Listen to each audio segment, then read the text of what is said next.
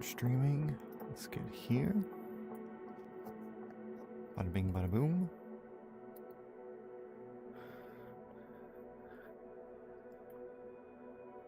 Actually, I want to take the headset.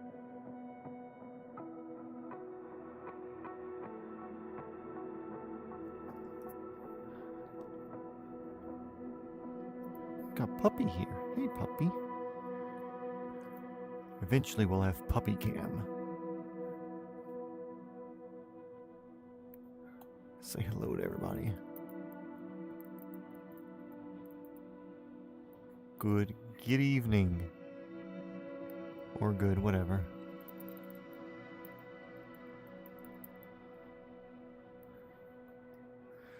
Perfect. Perfect, that's just what we wanted.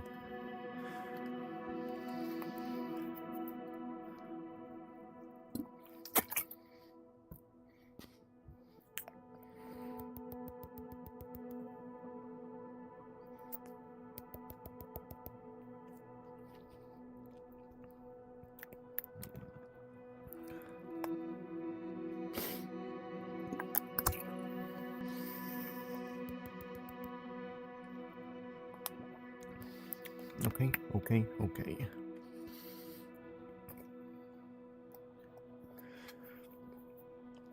Let's do the thing. And today is also day one of a new computer accessory. Let's go. Live, save and back. Gonna come down here. We were at Port Hardy. Volume is working, good for that.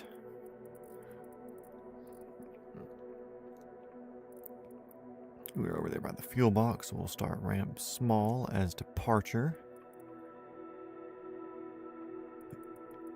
And I'd like to go up to Prince Rupert because it's funny.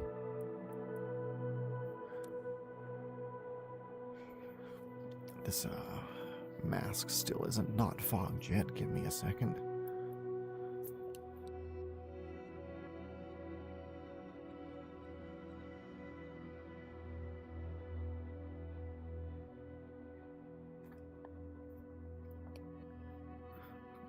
Okay, that's much more clear. Good.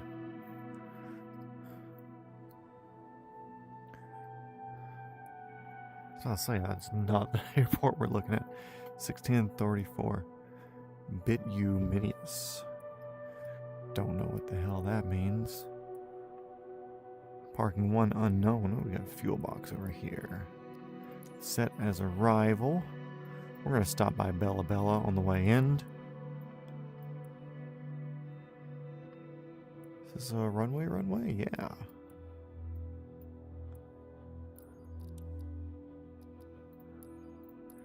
Add that as a not exactly on the ground waypoint because the on the ground waypoints seem to be a bit off.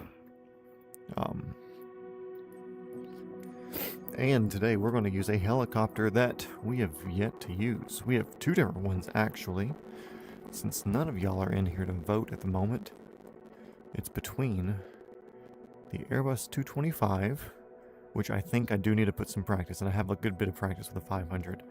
But I think the 225, because we're going to need to be doing this for the water crossings, and probably a good bit here soon for anti-icing capabilities. So I'm thinking this is what we're going to do. Fuel and payload. We're going to toast her up with all of it. Livery, we're going to go blue because that blue color looks good. It looks real good. Say variant? Yeah, Civ's cool.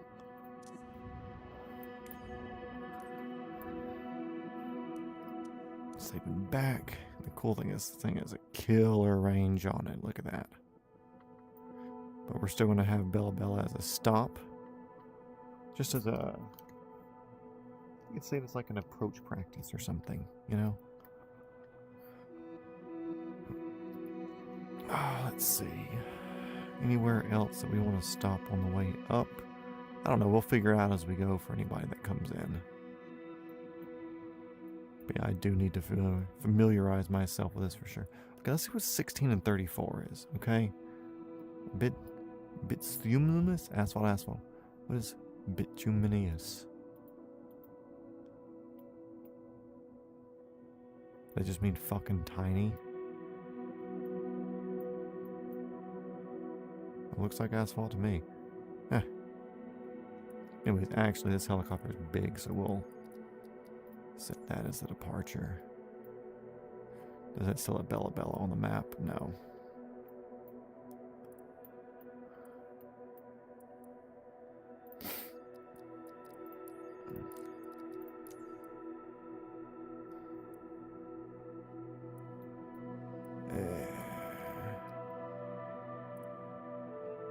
Path's doing weird stuff now.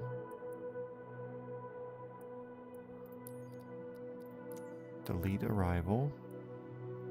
And yes, I do want this as my arrival. Set as arrival.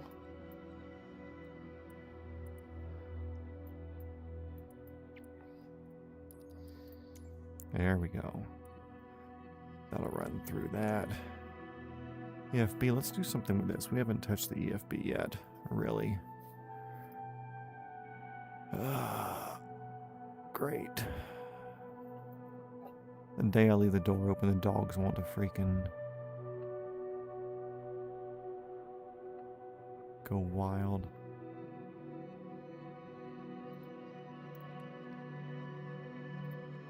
Direct.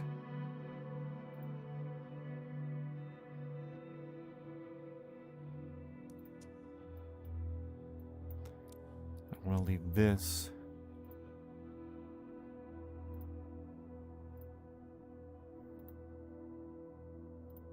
on the map.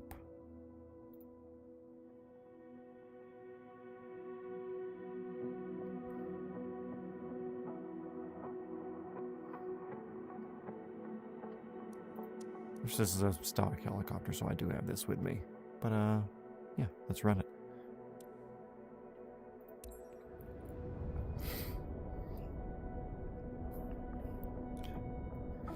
Yeah, big thing I need to look for this today is figure out what my anti-icing and cabin heater, stuff like that, anything to keep the ice off the windshield. Because I did a test flight a couple of weeks ago, kind of in the Canadian Greenland area, and icing on the windshield was a thing, that's for sure.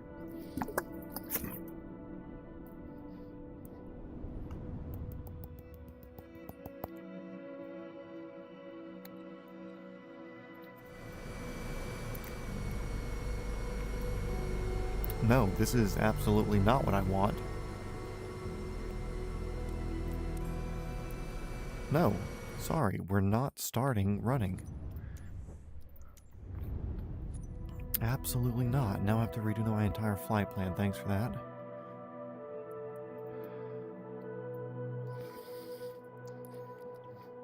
Set as departure. On the ground, shut down. So we'll do it even off of a mark. We will do it off of the mark. Going up to Rupert.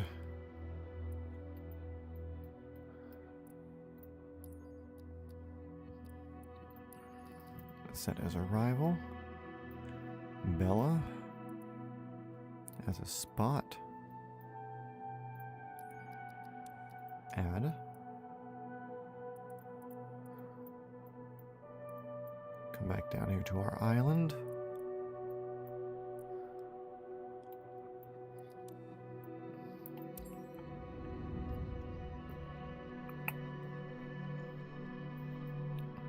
Just even talking to a beautiful little Canadian lady today on the interwebs. She may be fake, who knows, but I'm pretty sure she lives on Victoria Island. I was like, hey, your island's got wild geography compared to where I live. Okay, sorry about the noise. I'm adjusting my hair around. I need to get myself a haircut tomorrow. That's on the to-do list.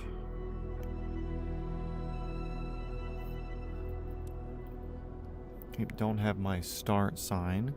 So we'll have to pop out of VR real quick. Click that with a mouse. Pop back in VR mode. Sick. Okay, this is it.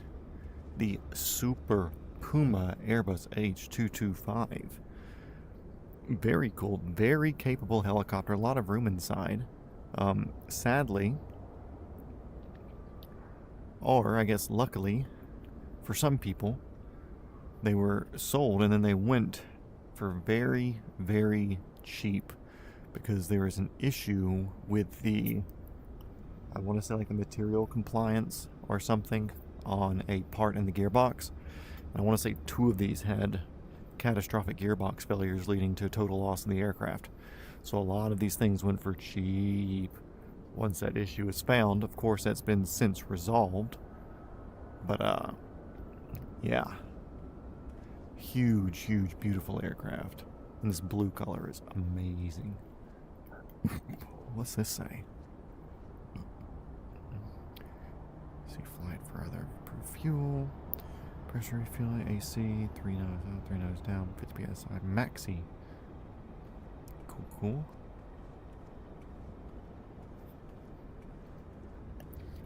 Goodness. Freaking the trim. Adjustability on that horizontal. Wild. What's that?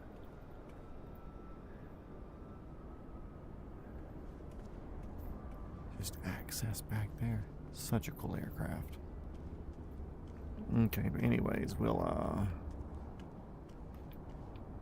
come back over here. Can I get in this door? Yeah, I can.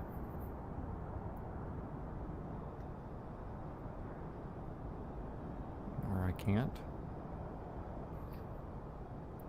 Probably have to go in that door, but I'll just shift C, put myself inside. Okay, this chair always feels weird to me, but we'll get over it. What we're going to do, we're going to checklist this one because I am still not extremely familiar with this particular aircraft. So let's see, main battery switch on. Let's see, get those, the alternators on. So main battery switch is...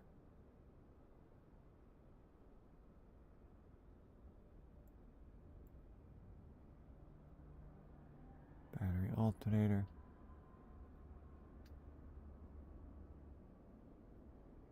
It's emergency battery.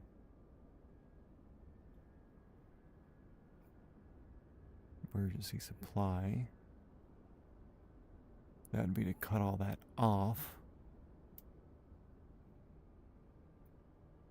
Am I just looking at the wrong thing? Oh, yeah. There we go. So it's that switch there. Okay, cool. So yeah, that battery covers all of that. I assume the yellow is good. Alternator's on. DC bus tie normal. Let's check these off as we go. Let's do it by the book, you know. DC bus tie normal. Okay, DC power bus tie. Hit that over into normal. Emergency battery switch normal. Anti-collision beacon on red. Emergency battery switch normal. Anti-collision into red. Position landing on. Or does that say off? Position on, landing lights off. So landing lights I have a button for. Position lights on. We're taking the engine 1 main switch to stop, engine 2 main switch to stop. So that would be these two there. So we're stop and stop on those.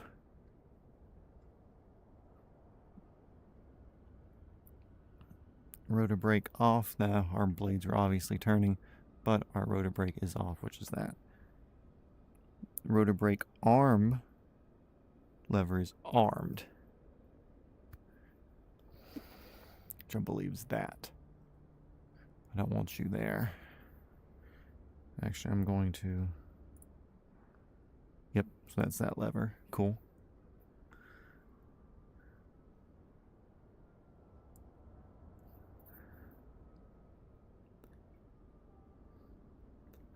Warning, test unit on.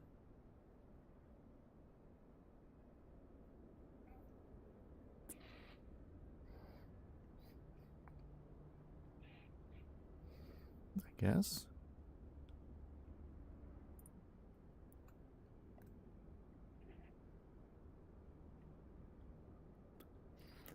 Yeah, and then it goes off either way afterwards. Let's see if I have any testing things over there. ELT, arm, test and reset. Those there. Those are pitos, windscreens, da da da. Warnings. I don't have the warning buttons anywhere. Don't know. Weird.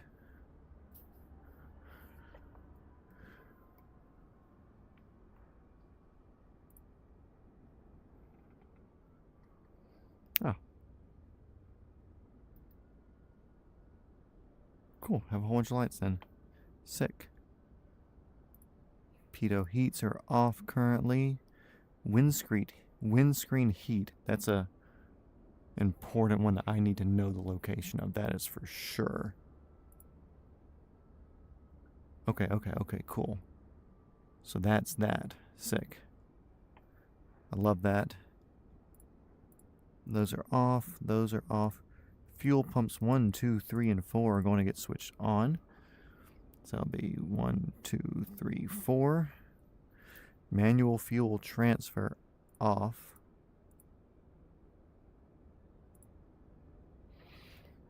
Which is that. As long as it's in the middle, we're good. Autopilot, trim, yaw, roll, and pitch on. Yaw, roll, pitch on. Collective force on. Cyclic force on.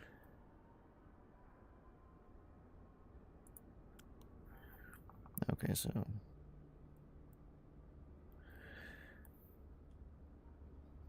that's those two. Sick. So before starting, engine starting, fuel pumps.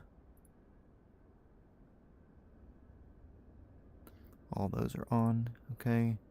So all the fuel pumps will be on at the beginning. So they are already on. I'm going to go and check those. Auxiliary hydraulic pump. Let's do a N1 main switch to flight.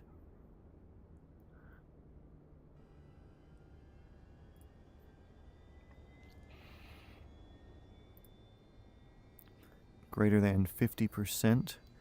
Gonna wait to see N1 hit more than 50% over here.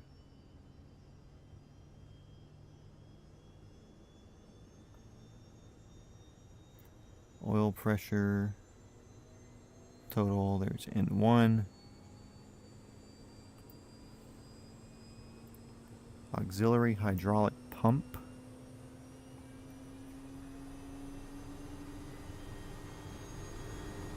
That's on.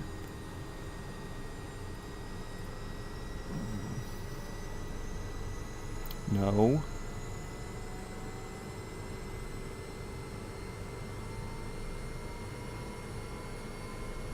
Ground power disconnected, never were on it. Checks after starting. Pitot heats, we're going to turn those bad boys on now. Windscreen heat. We're definitely going to want those on.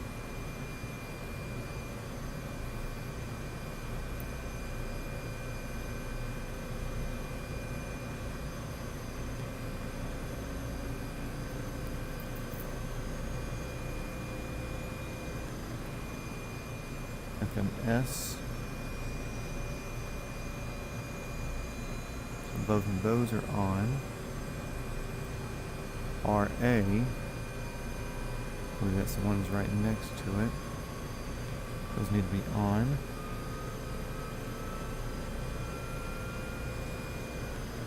RA selector.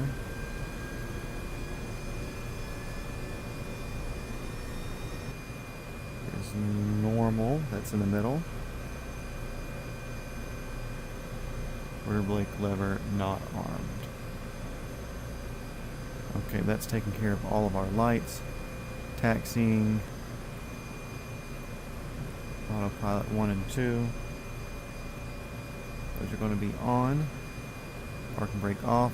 Nose wheel lock off. So I have a park and brake button for me. Where's my nose wheel button? Here's that one.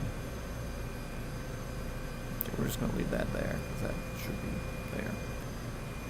Okay, cool. We are good to go. Let's do the thing.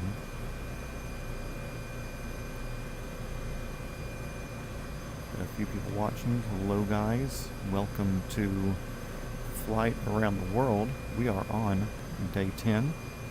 Today we're in Port Hardy, as you can see from our lollipop sign over there.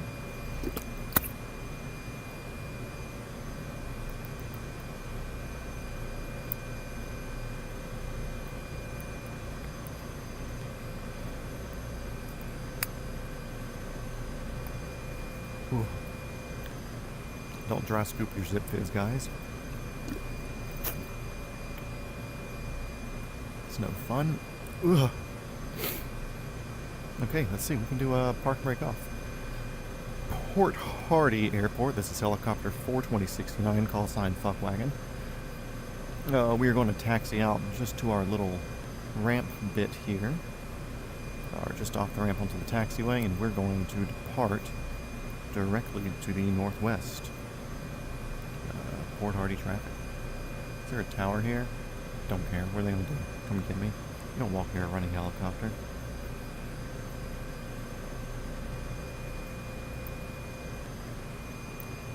Okay, my watch good to go. Parking brake is off. I'll push forward on the cycle just a wee bit. A little bit up on the collective. And start our roll.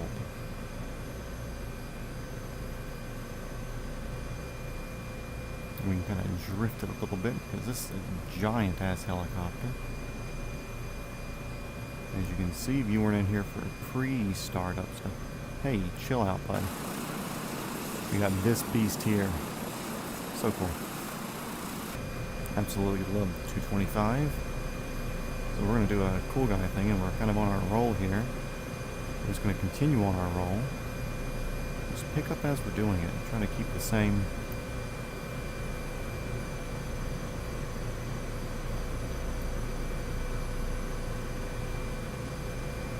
Same everything going. No traffic left or right, and we are going to continue on our way. We go and get rid of our little cheater brackets we have in the air here. Got that made to a hotkey. G is my hotkey for them to get them gone. I don't want them.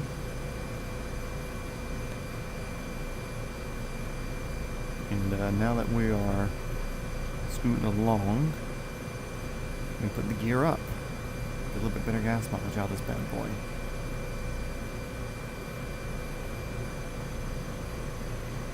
And also, I assume it's cold up here. Whoa. I will say this thing is very different to fly. Not in a way that's different, but I have controls that do not self-center. Where's my landing gear light on it? Oh, it's probably because my landing gear's up and I can't land. I would assume that's it. I think this thing does have a heater. Where I can turn like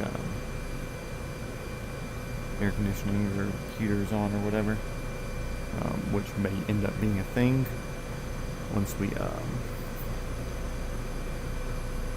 into the more frozen north. But for right now, it's not a thing. But at least I know I have windshield heaters, which is a big thing. Especially once we get up here, because we will have icing issues. If not later today, the next couple of days. But yeah, so if you see me wobbling out on this thing, my controls are not self-centering. So if I'm getting really, really off-center with what I'm doing, as far as readjusting myself, or I've got a new cable for my VR headset, so I'm readjusting that, then it may throw my handling off just to get that settled in. But yeah, other than that, welcome to the stream, guys. If you're here, see I got a handful of people watching, but nobody's saying anything. Feel free to check in, ask questions. Let me know what you think. Tell me I'm a shit pilot. Tell me I'm a great pilot. You know, either way, we're all here for fun, and we are 10 days in, double digits into our trip around the world. So I'm actually kind of pumped about that. It's I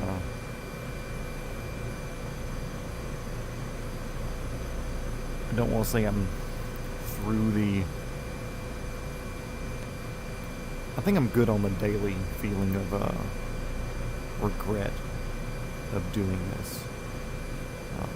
I don't know how bad it will be today because we have a little bit of a water crossing here. So I'm going to kind of try to follow this line as good as we can to cut some time. But I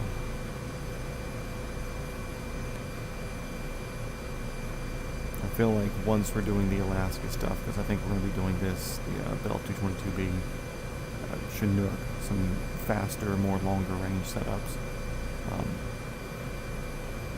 I think I'll have the overall regret of doing this 300 something hour flight. But for now, not that bad. Canada's kinda okay looking, believe it or not. Yeah, we're doing it. If you're here watching, thanks for being here to watch. It can be absolutely boring to view at times, which is completely understandable. But we're gonna have fun regardless. We've seen some cool places so far along the way. I've been blown away by Washington State. Bay Breeze, what's up, fishing boat? But yeah, we're out here doing it, having a good time. And also, just so you know, I will be hand flying these the entire time. Since my peripherals don't self-center, I've got absolutely zero way to set autopilot to work with it as far as I know. As far as I know, they like to have controls that will self-center so they can kind of see that there's no movement, and then they can take over and do their thing. But with these, as soon as I set it and I let go of my sticks, then it falls forward or backward or whatever, and it will disconnect the autopilot because of input. So we are stuck 300 hours of hand flying a helicopter around planet Earth. And when I say helicopter, I mean helicopters.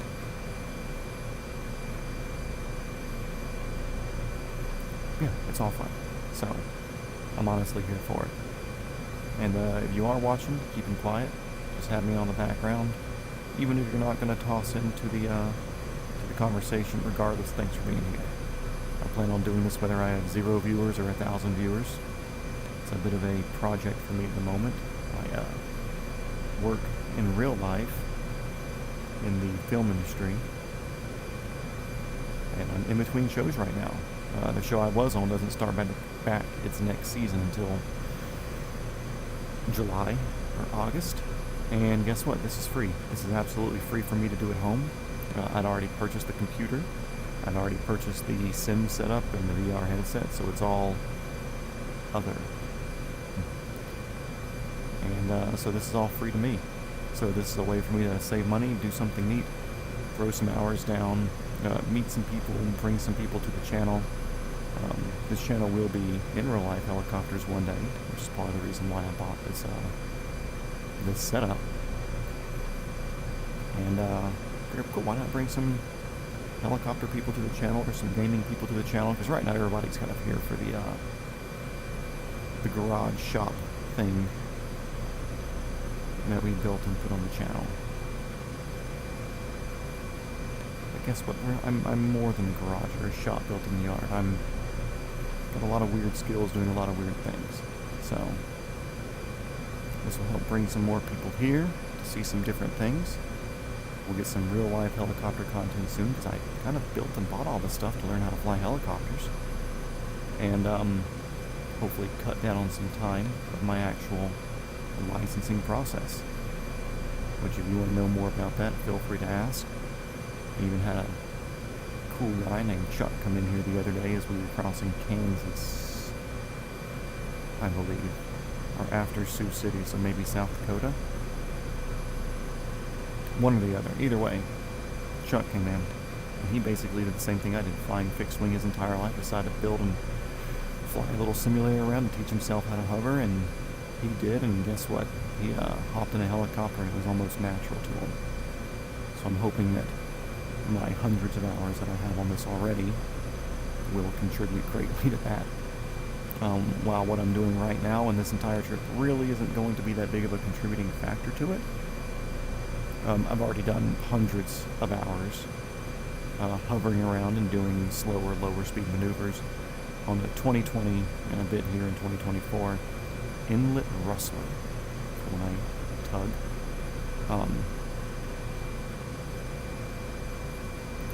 So yeah, it's a unique thing, a unique opportunity, something fun to do, because I honestly enjoy this.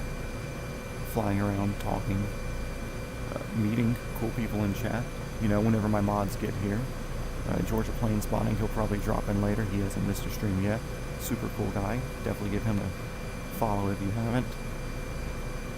Got Sean, got Jake, got a couple of people that come in here and do mod stuff for me, but honestly, chat's pretty docile. Y'all don't get too crazy in there, so I don't really have to worry about that so much,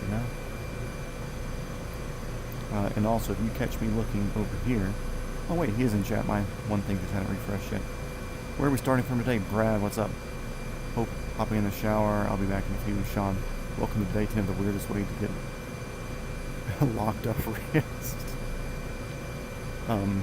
Yeah, sorry I didn't see your comment, Brad. I was just saying, if you see me looking to the right over here, I've got my phone running my stream so I can read the chat on that, because I don't have a plug-in program for my headset to do like a chat where I can see it, but y'all can't. Yeah, so this is me looking at things over here. But today, Brad, we are starting from Port Hardy, which is on the northeast corner edge of Vancouver Island on the southwest corner of Canada. And we're kind of flying up the Canadian coast here, looking out over the Pacific. We're going to be stopping by Bella Bella, and then our final resting place for the night, I'm believing, should be Port Rupert, or Prince Rupert, Port Rupert, something. But we're going to be following it up the coast here. And I wanted to do it in this helicopter today, which if you weren't here in the beginning, I was saying that we're definitely going to be getting into icing conditions either later today or later this week as we get up into Canada and as we cross the northern Pacific Arctic Ocean area and get over into Russia, into our east coast of Russia. So I wanted to put a little bit of practice into a helicopter and get all the heaters and defrosters and everything figured out and the controls of that figured out. So that way we don't have to fight icing conditions. Because I did a couple of test flights in other helicopters through some rougher winter cold areas, and they do react badly. Apparently that's a very modeled thing here in the game. So, yeah, that's where we're at. Thanks for asking.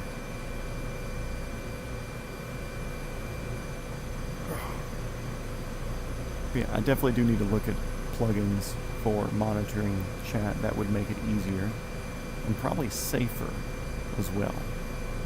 Because if I can superimpose chat here, where I can still see everything behind it, where it's kind of like a ghosted whatever, that would be great. But right now I'm looking out of the headset, kind of underneath the cracks at my phone, so yeah, not the best. Also, Sean, you missed some fixed wing stuff last night. We after we landed, Georgia Plane Spotting was like, hey, let's go up to Bella Cola, which would have been another hour flight in. Had a later start yesterday. I didn't want to push that far, and it's a bit far deep into the mountains back there. I said, you know what? Let's try to land a plane that's too large out there, which it's a 4,190 foot runway, I think is what he said. But first try, I landed an Airbus A320 in there, and we even had the CEO of Airbus watching, so very cool.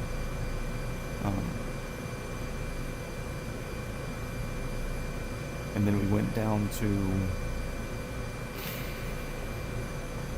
oh, I hate that I forget the name, but this beautiful, beautiful inlet airport, Milford Sound, I think, on the southwest edge of New Zealand, and we flew the PC-12, NGX, whatever, into there, which, that was a beautiful flight. I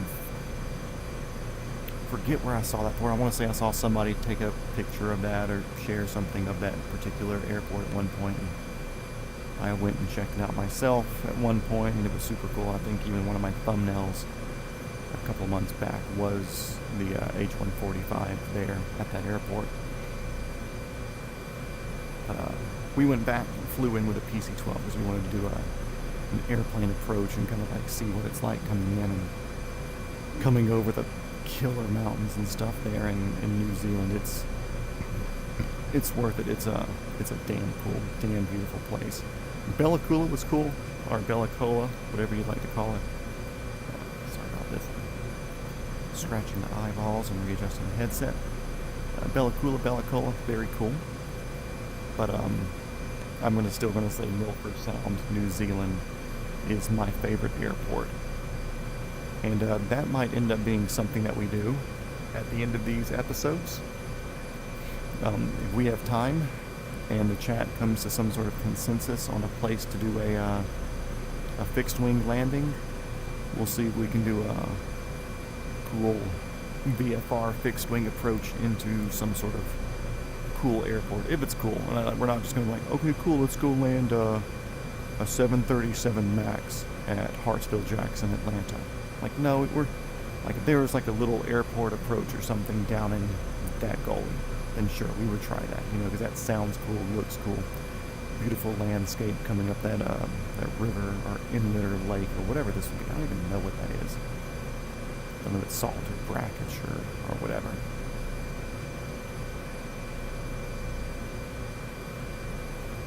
What do you mean, as usual? Is that a remark because I've gone shooting without you?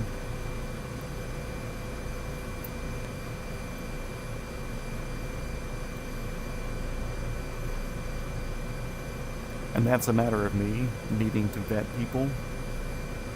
Or not me vet people, but my friend who owns the range vetting people to come shoot on his range, because it is a large liability at the end of the day. So that's not on me. I have brought it up though, because like I said, we were kind of trying to talk to your people about getting us some different things out there. Which, who knows, maybe that'll still happen one day. I'm not going to discount it, maybe they just weren't doing it at the time. But the content that we're putting out there is only going to get better. And it's either going to be, I'm purchasing it, some cheaper, no-name stuff, or if I'm in charge of it, getting some cooler, big-name stuff that we don't have to worry about. But then again, everybody, me included, is on a different path and a different timeline for the development and the putting together of their tactical kits, as far as plate carriers and gear and clothes and guns and whatever else. Like, I've gotten to a very utilitarian point, I would like to think. Not really too much that I have is for Flash really anymore. Like, I don't really think anything I have that I would consider like I'm going to pick up this rifle and use it. I don't think anything I have is actually ooh, I bought this because it looks cool, or because it's this. It's like, cool, I bought this because it was one of the tougher options I could find. that was in the upper echelon price range, but not rip-off prices. And it's something that I can throw around and beat the hell of and still use it. I learned how to make some of those things today. I have some future things I'm testing out. Hell yeah. And I know you said you did some further development on the thing that I wore that day. Or my biggest complaint was when my arms were up. But yeah, I would like to get some cooler equipment out there. I don't know if any sort of load-bearing system thing will fit that, because at the end of the day, we're trying not to use the range as a standard range. I mean, you saw the video. It was kind of runny-gunny, a little bit of stunty type thing thrown in there, like a minute-long clip. And at the end of the day, that needs to be something that's very sellable to stunt coordinators or like small directors or different stunt people to be like, oh, cool, look, this is some capable guys shooting and they look like they know what they're doing and they're safe while they're doing it. We should hire them to come on and do something. And not often do you see that sort of thing on camera with people running full load-bearing, full-service kits of everything, where it's usually like a slicker, faster setup, which is what gets attention. So, you know, that's kind of what we're doing. But we do plan on putting trenches on property and being able to cater some of our shots to more realistic scenarios. Because guess what? The most relevant warfare that's fighting right now is trench warfare. Trench warfare and drones. It's amazing how close the water looks there, but it's not visible yet on the screen here. And we're zoomed into, what, quarter mile for that, so it's like 2 mile, 3.5 mile widescreen. We'll step out some. See, a lot of water. A lot of water. If we make it to Prince Rupert and it's still a good time, then we're going to keep on heading north. We're not going to fight it too much. So if we can keep going, we're going to keep going, you know.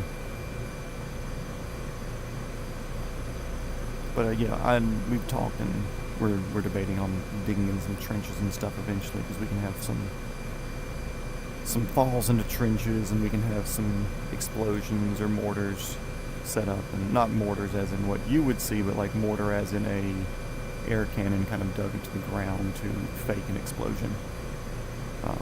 And running different squib hits in the dirt so it looks like bullets are hitting around you.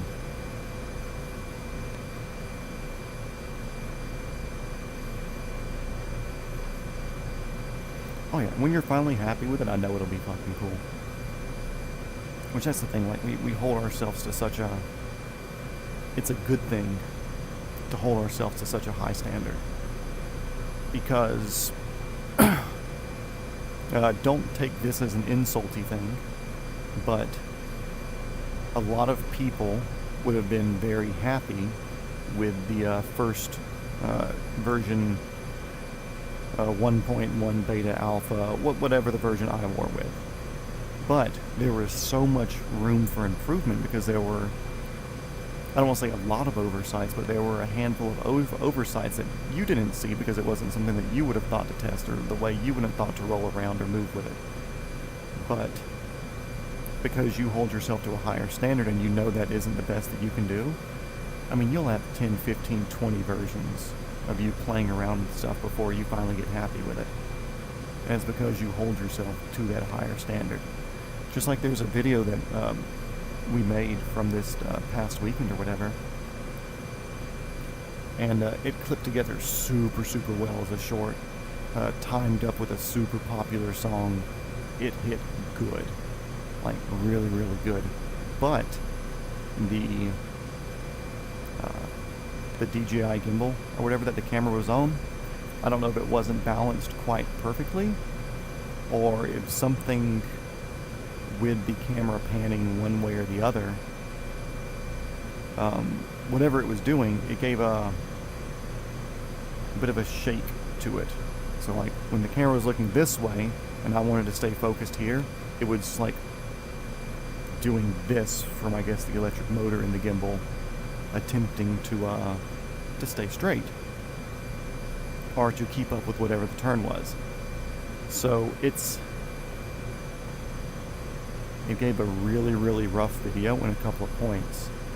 And it's like, I know we can do better. So I don't want to release that, even though it's a fire. It's a good short. It's a damn good short. I'll send it to you. But I don't want to put it out. I sent it to a guy and he's like, dude, this is sick. Let me post it. I was like, no, I don't want to fucking post it. The videos that are out now, I'm not happy with because it's not to my standard. I didn't communicate efficiently with our camera guy beforehand, so he didn't know the angles that I truly wanted for the shots. So all the angles and the distances and who to follow when, it wasn't what I wanted. So it gave some bigger dead times throughout the course of fire than what there should have been. And then later he edited one together of like more insert shots, and it's like, I don't want to have to cut the video. I want it to be a non-stop video from start to finish. You press play and it's 45 seconds to a minute of like, okay, cool, this is, I don't want to say action-packed, but it's the 45 seconds to a minute of like, okay, cool, like the entire time was filled with appropriate movements and appropriate usage of the movement and the firing and the way you would do things for how it was filmed. So having the cuts in there, in my mind, as somebody who's dissecting this, having a very high standard for what it is, I'm going, okay, cool, this is like, well, maybe you didn't fill up the drill as much as it should have been, or you didn't choreograph the run as perfect as it should have been, because you have this downtime that you have to cut through, and that doesn't fly with me. And I don't want to say I hated that particular that short that got shared because it had the bigger guy tagged in it.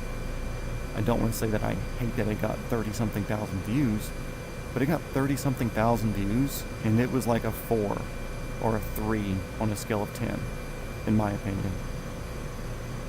I didn't care for the music. I didn't care for the editing because I think it should be one shot.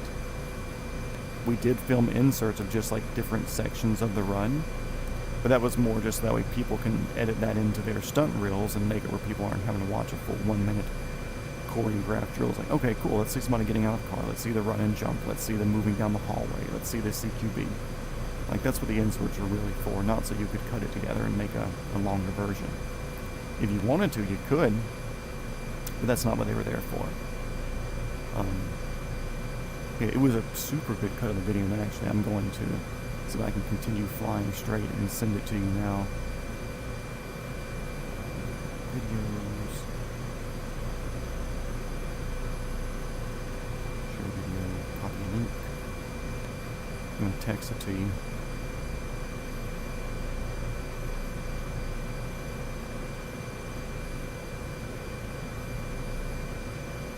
So yeah, you'll see the shaking in that because of how it is. It's like that because that's the way it is. But you'll see the shaking in it, and that's the gimbal fighting it.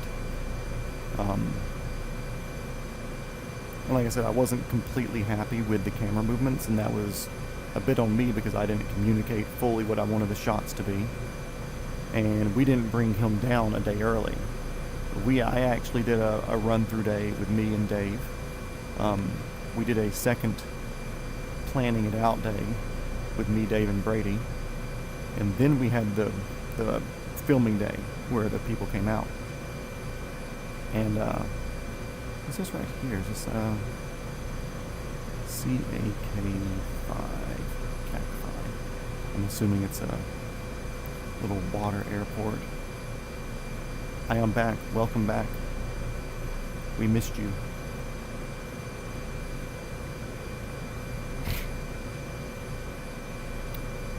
Charlie Alpha Kilo 5. I believe it's a float plane thing here.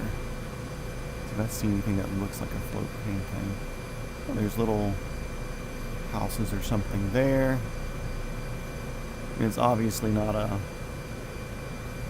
freaking runway. So yeah, I'm going to say that's just a float plane plotted area. I wish it was a UH-60 cockpit. This is the Airbus 225 Super Puma. Big and thick. The big reason I was doing this today was to get used to the windshield heaters and stuff, because we're going to have icing conditions here shortly. Don't know if it's going to be today, but within this week we're going to have icing conditions. So I just want to make sure that I'm familiar with this enough to where we can handle that. But yeah, Sean, so it's like, yeah, I should have communicated better with our camera guy, so that way he knew what I was looking for. Maybe even have him down for a rehearsal day, or bring him down earlier that day to do some rehearsal runs with him, so that way he knows what it is and what it's set up to be. Even bring a laptop out or something to plug those in. Yeah, we got the Super Puma. But yeah, let me know what you think of that. Like, as far as the cut and everything, I think it's also, is this thing possible to land with the gear up? Is that why the wheels just like barely tuck in, or were they just like, oh no, we don't want to make them go all the way in? Like, I'm sure it's not good for it to land with the gear up, but it looks like it's more survivable for the airframe with the gear up.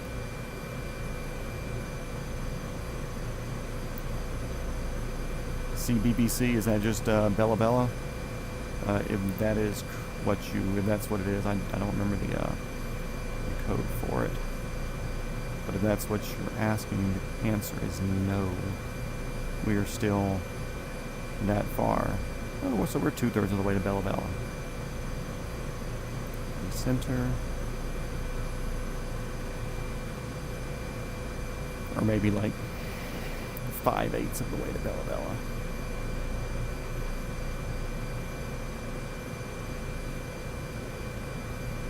Yeah, exactly. The shake is pretty darn distracting. If you weren't really paying attention to it, like, sure, it times out good. Like, the shots time out with the music. Like, it plays really, really well with that song. But like you with your gear, sorry about that, but you with your gear and me with my videos and stuff, like, I hold myself to such a high standard on that. And it's like, I don't want to put it out. Everybody I've showed to is like, dude, it's so sick, post it. I was like, yeah, but the people who I care to judge it are going to judge that. And that's not who I want to see. Yeah, it'll impress people that don't fucking matter, you know? And that's not insulting to anybody who watches it and goes, oh man, that's super, super good. It will impress them, obviously.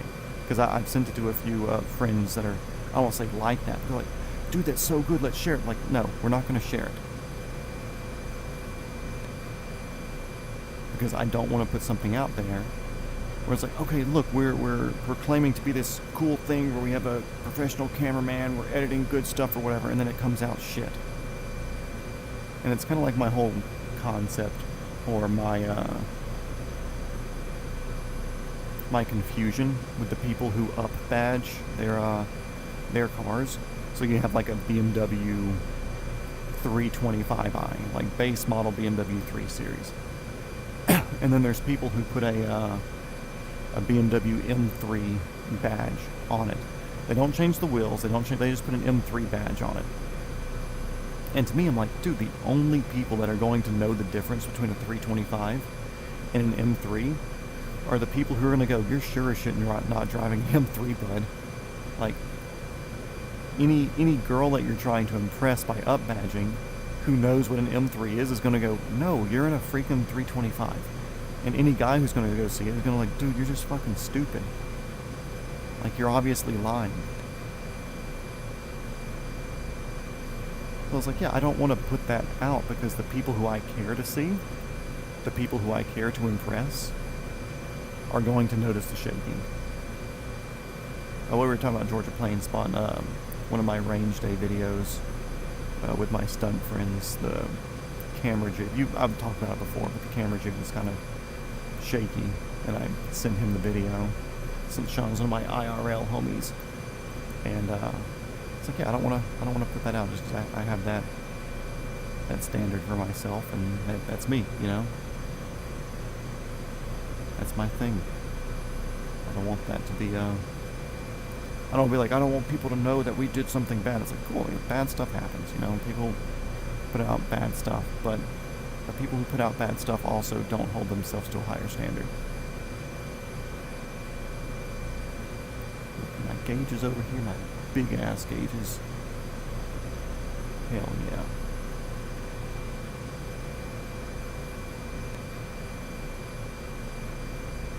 Also, I have absolutely zero idea where the fuel gauges are. I see fuel pressure. I don't have fuel level. I don't know. That's Dino, don't hit my collective. Dino's down here tonight. Isn't he? A good boy. So we're just flying a helicopter. You know what helicopters are. You like those things, don't you? What you got? Yeah, I just don't want to put out subpar content. Pretty simple. Sorry, I'm getting wiggly here. I'm looking at and touching a dog at the same time. Dino, the smartest boy around. Dude, you can hop up on the couch if you want to.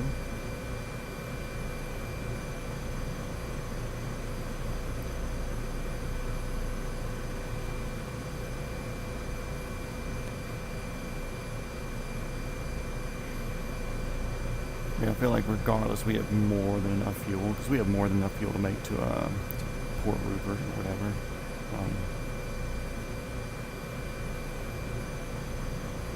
But we're still going to do a simulated top-off here at Bella Bella in a still air gas.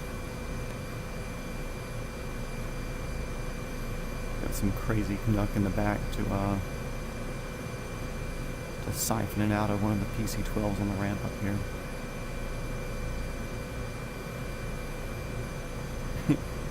DINO, Delta India, November Oscar. But yeah, dude, there's been times where I've been doing like low-level flying just like for fun. I think he's on the couch now. Good, you can stay back there, bud. You're good. Lay down, chill out. Sorry, I'm readjusting this new like I said the other day, I was having some, I won't say issues, but I was having some issues getting the headset to link to the TV, so I can do it, or to the computer. So I can do it with Bluetooth, and it's okay, but the signal will get choppy sometimes, and it makes it nauseating, and then also I don't know how the experience is for you guys. But I can also hardwire it to it. And I've been using like a $25 powered USB to USB-C cable, where it's a USB-C or USB in the back of the motherboard, and then it goes to like a little mini box or whatever, and that mini box goes to a charging plug. So that way it's like feeding more power through the cable than what USB can just put out itself. So it helps it charge more while you're using it. Even though it's plugged in right now, it will still lose charge throughout the stream. That's just to do it where it does it slower. And then it comes to the USB-C in the side of the headset itself. But it's not the Meta one. It's not from Meta, because the Meta one's $80. I was like, man, I'm not going to pay $80 for this fucking cable. And it would give me problems every once in a while not using the Meta one. That's why sometimes it's like I start a stream, then I end it real quick because the headset's not linking up the way it should be. And that's a cool looking mountain area right here where it's all kind of like smaller or whatever, and then just not massive, but just a much larger hill there. Looks like it does have snow on the peak by itself sometimes every once in a while. Audio Sean, thanks for stopping by. Appreciate it as always. Tell Berlin that I said hello. And we're still on the hunt for the perfect location for a Dollar General warehouse to feed all the Dollar Generals up here. Chuck, dude, what up? Talking about you earlier.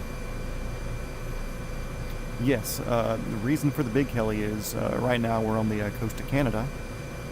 So I not that I wanted to get practice in it, but I wanted to become familiar with stuff like the windshield heaters and whatever else, all the de-icing equipment.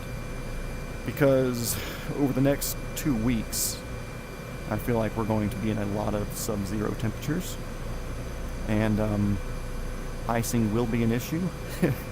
So I wanted to get practice in this one at least because I know it does have it. Not for the windshields at least.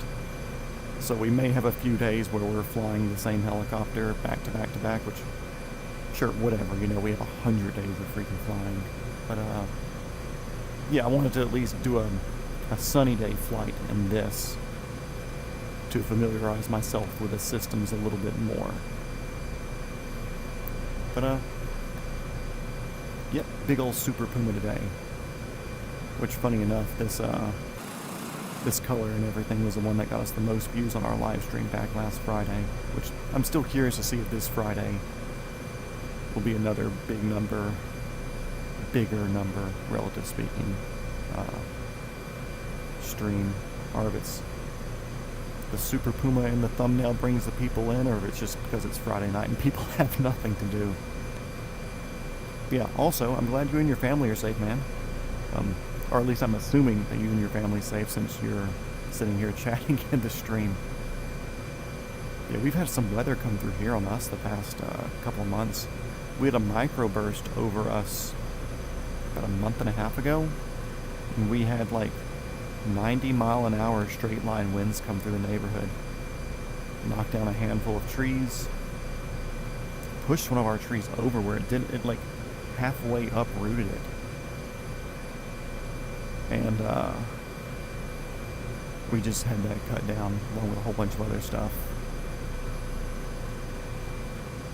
Just to clear out more room for cars and whatever here at the shop. But yeah, weather ain't no joke, and we've been having some non-joking scenarios with our weather here recently.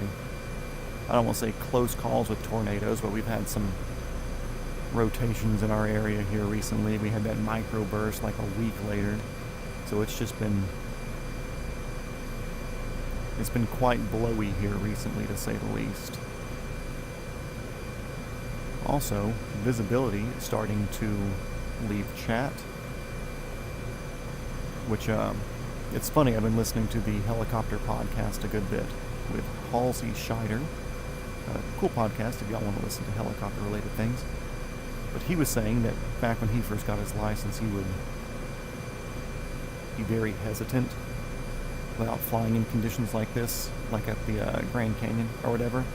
But he said it was always funny because there were people that came from Alaska that would come be like, "Oh, dude, visibility is great," and then it looks like this out. It's just people that grow up in a place or start learning in a place where the conditions are never perfect are definitely more accustomed to this stuff.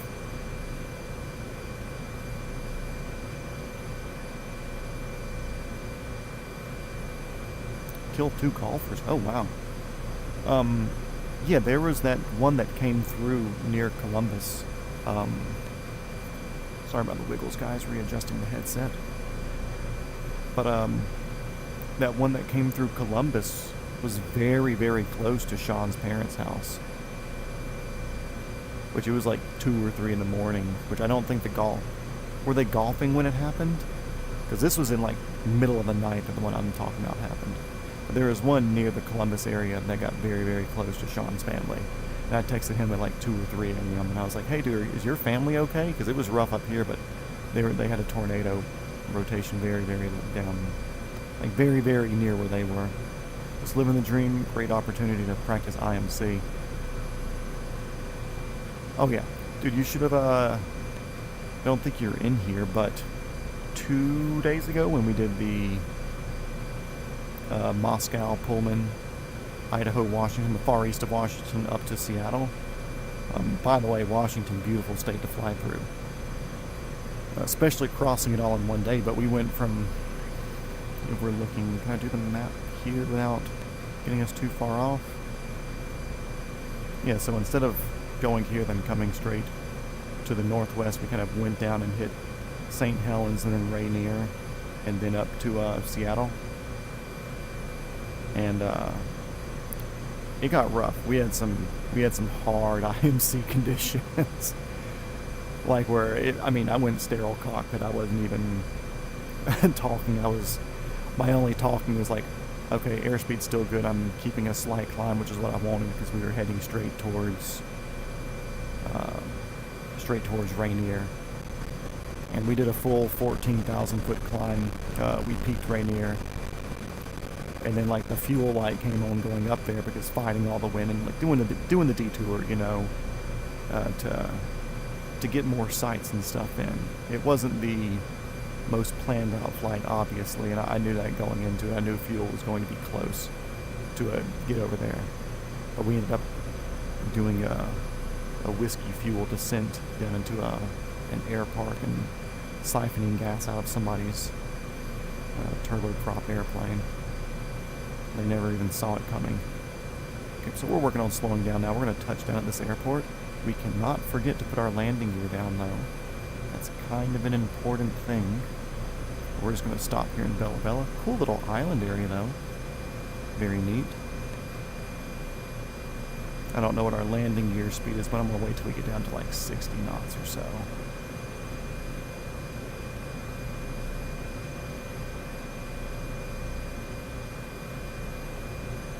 It's 70 knots or so, and then 60 knots or so. So we toss those bad boys down. Caution because they are in motion. Still don't have 3 green. Landing gear light's still red.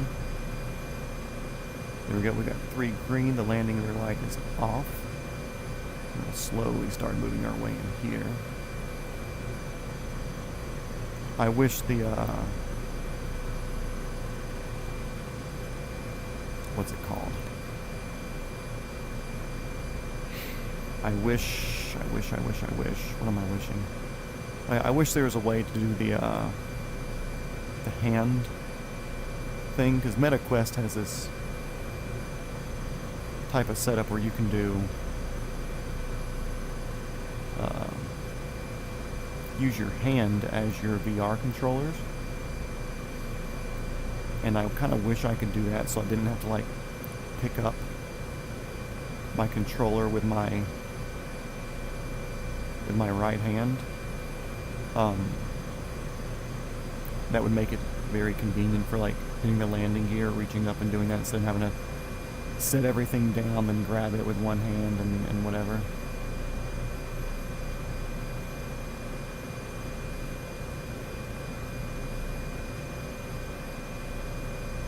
Stop here for just a second. Set these to idle. Like you properly should, probably, I would assume.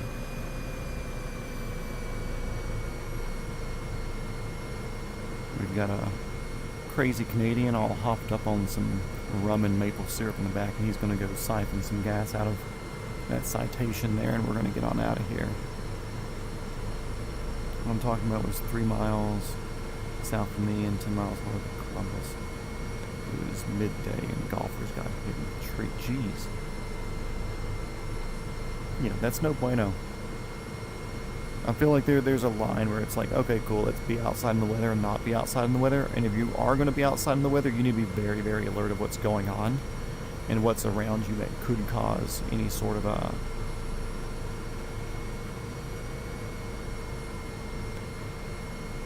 any sort of debris or whatever. So anyways, I've hit my fuel button a few times. I'm assuming we are back to fuel. That's wild that torque is that high when we're at idle. Holy crap, I'm not doing anything. Kind of moving the collective around, right, or the cyclic around now to see if anything will relieve that. We're going to pop this back up to or back down, really, to flight. Now they're spinning fast, you know, freaking temperatures and everything goes down. That's wild.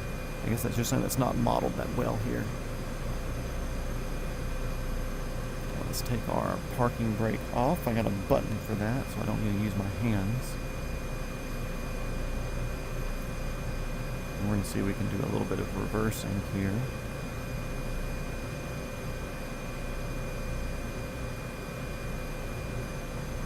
That brake's off. Why aren't you going backwards?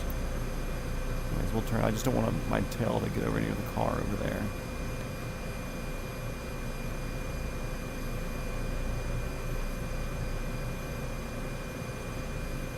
Okay, cool. Steering is weird. Yeah, parking brake is down.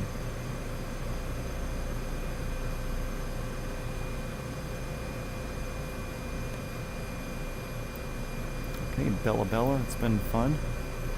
We're about to just take off from your ramp here. Thanks for the fuel, don't tell anybody. A little bit more, a little bit more, a little bit more, a little bit more, and we're off the ground. Yeah, this would be nice right now to take my left hand, do a little reach and pinch and point or whatever to the landing gear button. And also that's a weird thing with this particular helicopter in this model. It does a weird snatch once you, I don't know if it's like the way it models ETL or whatever, but it gives you a very weird torque pitch, almost kind of like what everything was doing with race platforms in the first iteration of the sim, where you couldn't land on a race platform without it snatching you really hard left or right depending on what your main rotor rotation is. Yeah, this thing still has that weird whatever. Don't know what that weird whatever is. I don't have developer mode where I've looked at the model to see if it's the wind changing or there's a switch. That's beyond my knowledge and understanding of what happens. Also, are these interior lights or these heaters right here? That's weird. I just noticed this. But this thing here has a little wire. Comes up there to that one as well. The other side has it there and there. I'm curious, it almost looks like LED light strips, or like you can turn on like interior cabin lights or something. I'm not sure. And it may have just been something that was added to this model, because whatever 225 they scanned or did their 3D modeling off of, or their photos for their research or whatever, maybe this was something that was in that particular helicopter and they just modeled it in here because they didn't know it was an aftermarket thing added. I don't know. I'm curious. If you know, type off in the comments.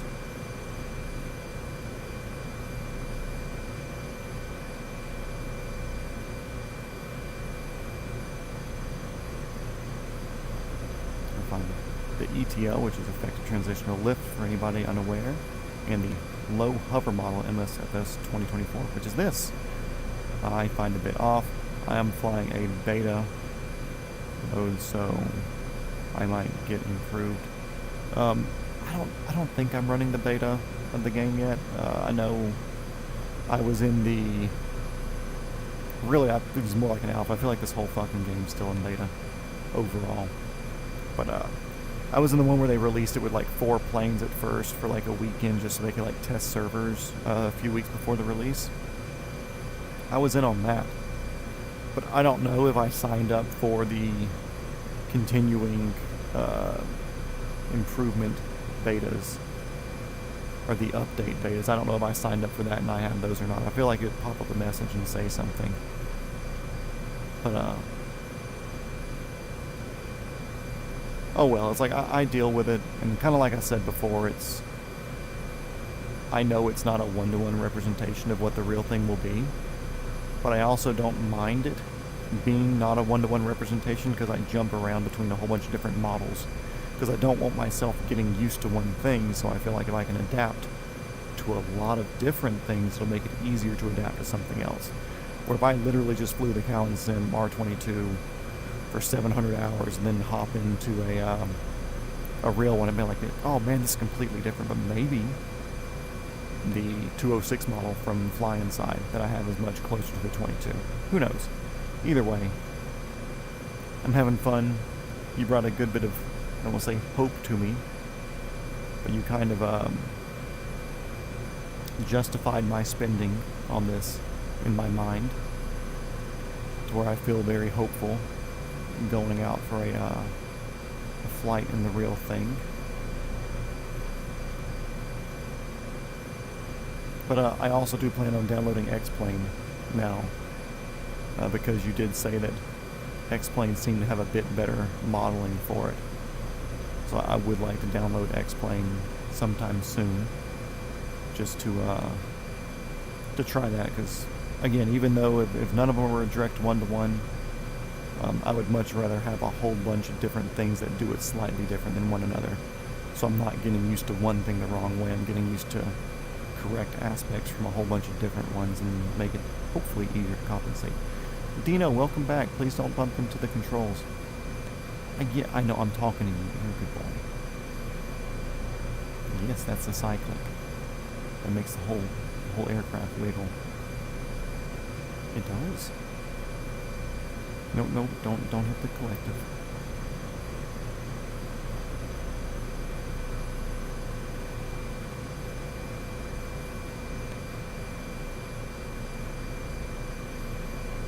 The beta has some improvements for VR, so now I can at least use it. I don't want to say the VR has been rough, but it's had some things that are very annoying to me. Like when I'm not flying one of the factory models that has the EFB modeled in, and I cannot interact with the EFB. That's extremely annoying. Or spawning in and it doesn't give me the start flight, so I have to pop out of VR then pop back in. That's extremely annoying. There's probably more that I'm thinking about, but I haven't looked into. I also saw in the notes that they added more or a deeper or something to where hopefully when doing the cargo hook missions that they give you a bit more information, even though right now I'm still extremely angry about the cargo hook missions. Because it's like usually if you have somebody on the ground, like in the Chinook, with a 30-foot line, which is what they give you, or in the Sky Crane, with a 30-foot line where the hook's basically where your wheels are. Because they do 30 foot from the mounting location, not 30 foot from the bottom of the wheels. Get on the couch or something and chill. You get on the couch and chill, bud. You can hop up and take a nap. It's 10 o'clock. You can go to sleep.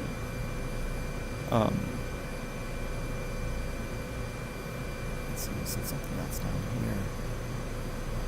The mouse interaction with switches is still annoying, yeah. And something like I've noticed with even my my laser pointer here. Sometimes the switches like go up or down and it doesn't work. I have to do like a swipe left or swipe right on the switch to get it to go one way or the other. Yeah, there's a lot of little things. Or like if you look at the Chinook, how it has the levers that go down, click into place, go down, click into place for stop, idle, and flight. Like, I would like those to be movable with this, to where I don't have to use my mouse to right click to get it in and out of its detents. And that would be nice. But yeah, the cargo hook missions bug me.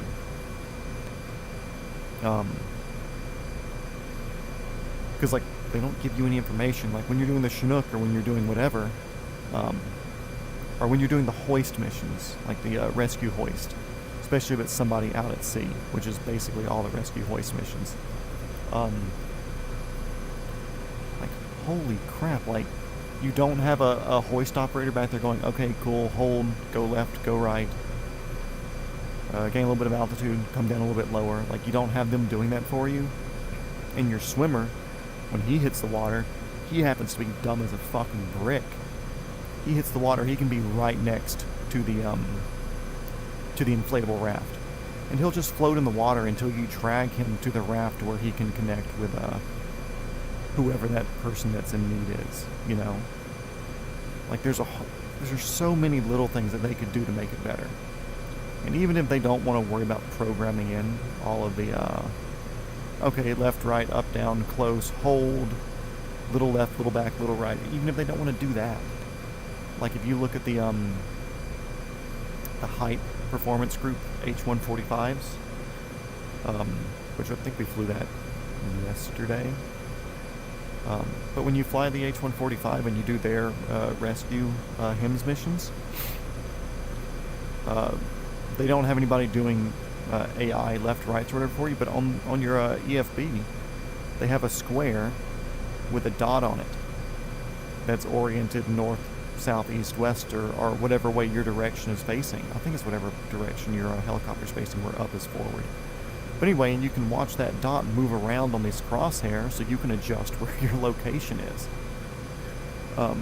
Because they don't have a bubble window or anything like that, and when you're not doing a long line operation to where you can't get your head physically out the window or whatever, like, you're relying on your hoist operators to hold you in position or to get you lined up at least. Like, sure, if we're doing a rescue on the side of this mountain here, I can kind of, if I know I'm in the right position, I can, like, take reference of where the trees are near me or where different landmarks are close to me, and I can hold myself in reference to those landmarks. But over the water, it's just dead space. You need somebody giving you a couple of directions. That really bugged me with the rescue missions for sure. Having very, very dumb people riding along. Like, some of them, it's huge search area to find somebody, like this entire island, you know? And you have a rescuer sitting in the passenger seat, and then you have a rescuer sitting in the back. And neither one of them had their eyes open. Not a single one of them is going like, hey, look over here. Oh, there's something over to the right. Like, none of them are doing that, which is unreal that, like, they can't put that little bit in there. Now, they did say that now when you're close to a person for a certain amount of time, like, it'll recognize it, or there will be a cue or something like that to, like, let you know that you're near whatever your target person or whatever is. But it's like, that should have been tested way beforehand. And like the first test mission, or the first rescue mission that you do, the one near Canada, you have to do a rescue mission landing before you can do a rescue mission hoisting. And you have to do like 10 landing rescue missions.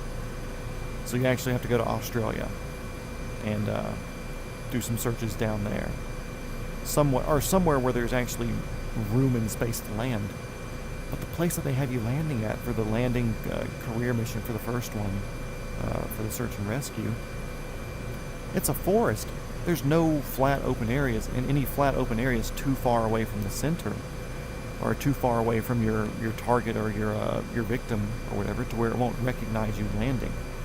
So you literally have to fly into the trees that you don't know if they have hitboxes or not, and guess where the hitboxes are.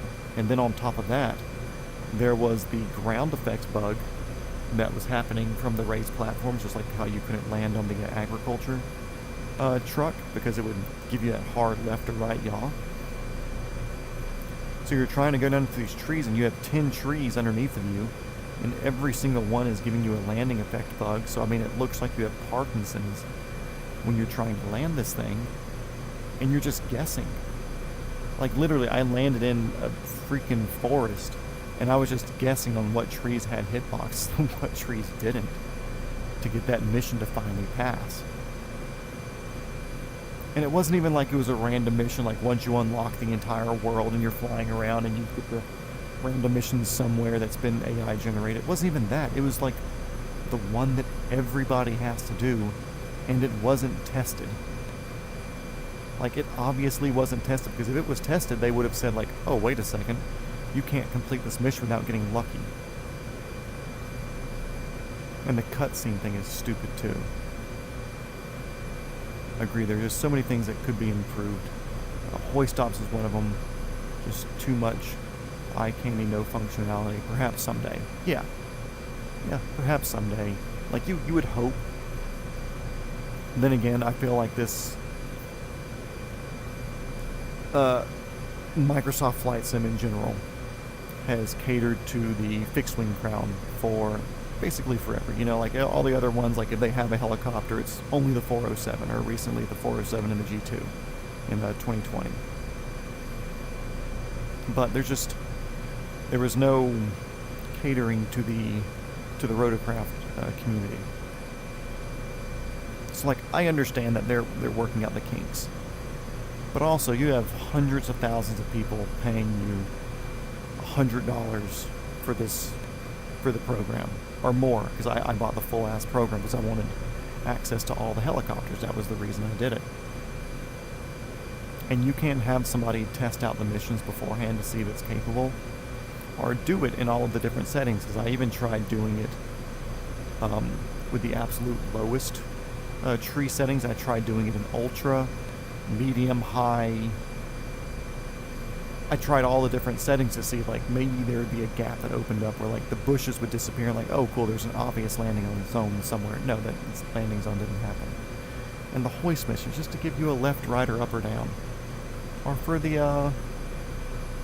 one thing I think would be sick, for the cargo hook missions, to have it, like, if you're doing the, like, usually I just do, if I'm looking to build some money real quick in career mode, or I want to grind some, I'll do the what is it, the H-125 out in an oil rig. Because the Chinook's useless out there, because, like, you don't have the windows to see, and the line's too short to do anything with, really. It's like I can basically, like, nose up to the vertical piping or whatever, and then lower down into the position. So it's like, cool, it's passable, you know, it's doable with what they've given you, but I would much prefer to have a 200-foot line, so that way it's more viewable through your little window there, especially when the Chinooks, or especially with the Sky Crane. Because guess what, when you do work with a Chinook or a Sky Crane, and you're not like a military loading up a Jeep on like the short cable underneath of it, they kind of run an extremely long rope, because there's like 120 mile an hour downwash coming off the rotors of those Type 1 helicopters.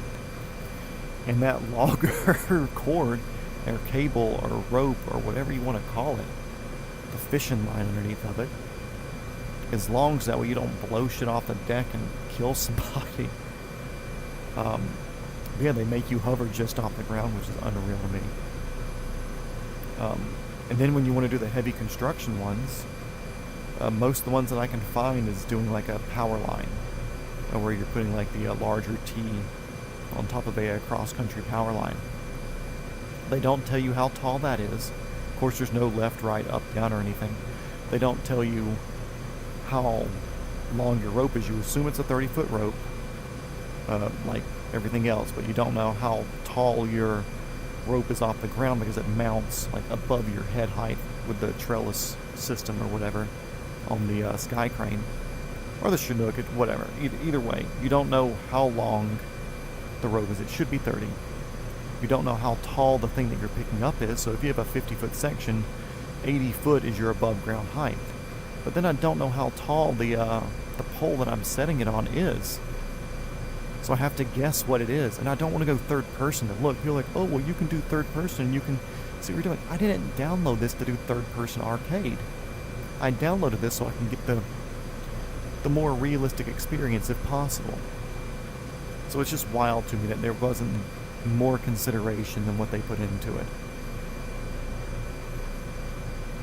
Like, really, I don't want to be like, oh man, I could sit down and have them solve so many problems. I don't know half the problems with the rotorcraft stuff. I don't take full advantage of a lot of these helicopters and systems, and I haven't even touched the autopilot just because my peripherals don't play with it. So there's a lot of things I could do and haven't done, but like, I could give them a good idea. It's just like me when I talk about I'm a Toyota enthusiast. It's like when I talk about Toyota, or really any car company, like, I could go slap the shit out of the executives at Ford and Chevrolet. Like, why did you put the word Mustang on an electric SUV? You could have just called it the Mach-E. And people would have been okay with it. You know, they'd be like, okay, cool, like, we know you're kind of playing off the Mach 1 thing. But they would let Mach E slide. But there was no reason to call an SUV the Mustang. That was a dumb move. Like, you did not have to take Mustang styling front end cues and tail light cues to do that. Unnecessary. Maybe I'm dumb. Same thing with the Chevrolet Blazer. Blazer has such a cool history of being such a neat, like, Chevrolet 1500 based vehicle. Nope, they made a little front wheel drive shit kicker. Not cool. Bronco Sport, I'll let it slide because they actually have a real Bronco to go with it. If Chevrolet had a real Trailblazer or a real Blazer to go with the with their Bronco Sport equivalent one, I could let it slide because, you know, at least they did the cool thing for the enthusiast that people would buy and that would actually hold value and not dump 60% of its value like a year or two after it's been purchased, you know? Yeah, exactly, the E-Mustang, a joke. And it's like for the Toyota, like I said, I'm a Toyota enthusiast. The 80s and 90s, they did so much cool stuff. They did so much cool stuff. I mean, turbo all-wheel drive Celicas, the Supras, the mid-engine MR2 with a like neat things, you know. Like, they were known for making some very cool enthusiast vehicles. Early 2000s, it kind of died off. The only things really were like Supra until like 2002, I think, but that was only Japan. I think US they stopped in 2000. They had the Toyota MRS, which is like the hairdresser's version of the MR2. They didn't even put the cool engine in it. And when I say the cool engine, the Toyota Corolla XRS had a VVT LI engine, kind of like the Hondas have a VTEC. That was Toyota's answer to VTEC.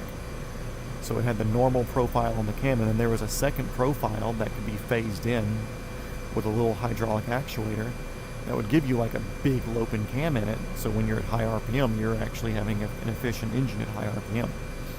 They could have put that in the MRS, and it would have been kind of cool. But no, they just kept it with the silly 1ZZ engine and not the 2ZZ engine. So they missed that mark there on that, and people ended up making engine swaps to put the 2ZZ into it. But also, I think the Lotus Elise at the time was basically the MR2 mid-engine rear-wheel drive, but it had the 2ZZ engine, so I don't know if they just didn't want to compete with the much more expensive, much more exotic MRS, or with the Lotus. Ooh, there's somebody up there. Famasita Rama. Hello. So yeah, I don't know if that was a marketing thing on them where Lotus was like, hey, we'll buy this engine, you just can't put this in an MR2 because that would be too much competition for us and we would lose our sales. I can understand that. But basically from 04, what was it, 05 was last year, the XRS. From 05 until here recently, they haven't done anything cool. 2013, the Scion FRS was kind of the cool thing to come from their sister company. And that was just because it was rear-wheel drive and manual transmission. They did a Boxer engine from Subaru, which had a lot of failures in it. Okay, cool, like I understand you want to have the low center of gravity, neat. But you also had some really competitive four-cylinder engines that were inline. Your center of gravity would be slightly higher.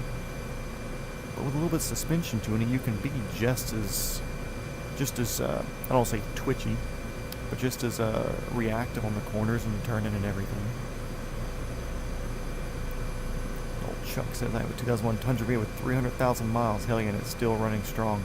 Back in the early 90s, I had a supercharged MR2. Hell yeah. I wish I kept that car. I have not had a first-gen MR2. It's been on my list. I've had a second-gen. It was a non-turbo originally, but the owner before me swapped into a turbo engine with it.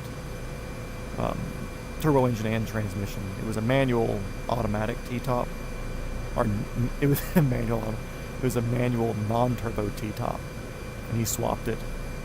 Full drivetrain swap, but it was a turbo manual T-top. Very cool. I enjoyed that car. I've had a Mark III Supra. My daily right now is a Lexus IS300 with a manual transmission, rear-wheel drive. I've had a couple of imported cars. Toyota Starlet, turbo manual. little Paseos, I have Turbo Tercel. I've had a handful of neat Toyota stuff. Oh, and I've also got a 3rd Gen 4Runner currently as well. And I've got it's a 96, but I have the front end of an 04 Tacoma on it. Because I got some front end damage on it from a previous owner and living in the country and shit fucking jumping out in front of me. But, I was like, cool, if we're gonna fix it, let's do something cool. So I swapped the 3rd Gen 4Runner, or 1st Gen Tacoma 04 front end onto a 3rd Gen Tacoma, or 3rd Gen 4Runner. Mouthful.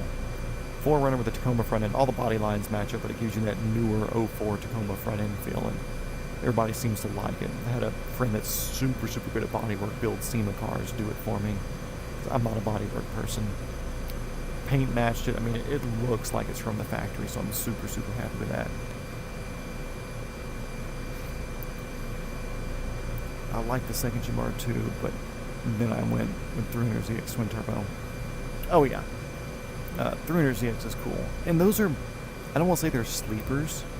I've only had a chance to drive 2 of them. One was more or less all factory. One of them was slightly tuned, just with like aftermarket factory housing, but aftermarket compressor wheels and the turbos, intercooler, exhaust, and it was quick. You know, I was surprised how easily it lit up the tires. But then again, okay, twin turbo V6. Either way, without a advanced traction control system, it's gonna spin the tires. Yeah, I've always liked the 300s. They have that nice wide look to them. Even being a Toyota guy, like I've looked at 300s a handful of times just because those cars do something for me. But at the same time, I know I'm gonna drive it to a level that will not be friendly to parts, and I don't know if I want to replace parts on the engine bay of a 300ZX. So that's a me thing. But either way, I do love those cars. We did the one that was all stock, the shop that me and my friend had started, and he had a full cracked up dash or whatever, and he bought a new clean dash, so we did a full dash swap on it, and looked very good when we were done. It was an all black car, pretty good paint and everything on it, more or less all original. But yeah, I'm a car guy. Like, I'm definitely, like, I enjoy aircraft, helicopters. I know a decent bit to be a hobbyist at this point. I know but I'm also enough on the Dunning-Kruger curve to where I know enough to know that I don't know anything. But I also know enough to know that I know a lot more than a lot of people who casually know information. If that makes sense.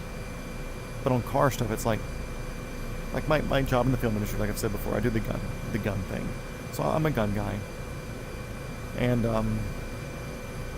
I have a lot of people like start asking like, oh cool, yeah, I've got this with Sean, who was in here before. He's a gun guy. He is deeply into gun, and even deeper into gear. Like he's working on development of making his own like load-bearing vests and everything to carry extra magazines and sustainment equipment and stuff. But when we worked together, he'd be like, oh yeah, we've got this whatever gun, it's old and it's from World War I, we restored this little bit on it, and I'm like, I have no clue what you're talking about, dude. My gun knowledge is, I'm knowledgeable enough to know how basically every single firearm system works, to where even if I'm handed a gun that I'm unfamiliar with, I can figure out how it works, you know. Take it apart, field strip it, safeties, feeding mechanisms, troubleshooting. Like, I can figure that out, just because I'm a very mechanically handy person. But I'm also just not autistically into guns, as a lot of people are. But car stuff, my brain runs on cars 24/7, and the only time it doesn't think about that is when I'm thinking about helicopters for the most part. If I tuned my 300ZX and it was a beast. I used it for autocross, hell yeah.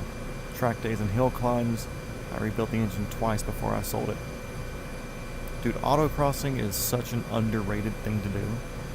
Because track days and hill climbs, though, that's an obviously much more expensive version of the hobbies. I mean, you don't casually get into building a competitive track day car or a competitive hill climb car. Plus, the weekends that you go out and do that, I mean, entries are not cheap to get in those days. I mean, you're paying for track usage, which isn't going to be cheap regardless, so like it's understood. But autocrossing is so underrated. To learn how well that you can drive a car, or how well you need to get to drive your car at a competitive place. But what I tell people is like, even if you never ever want to race your car or drive it quickly on the street or whatever, it's like, go do autocross with it for a couple of events. Go drive your car in anger for those few events, because you're going to learn so much more about how it handles, how it reacts to different things, what the limits are of when you'll lose traction in braking or turning or both, or acceleration.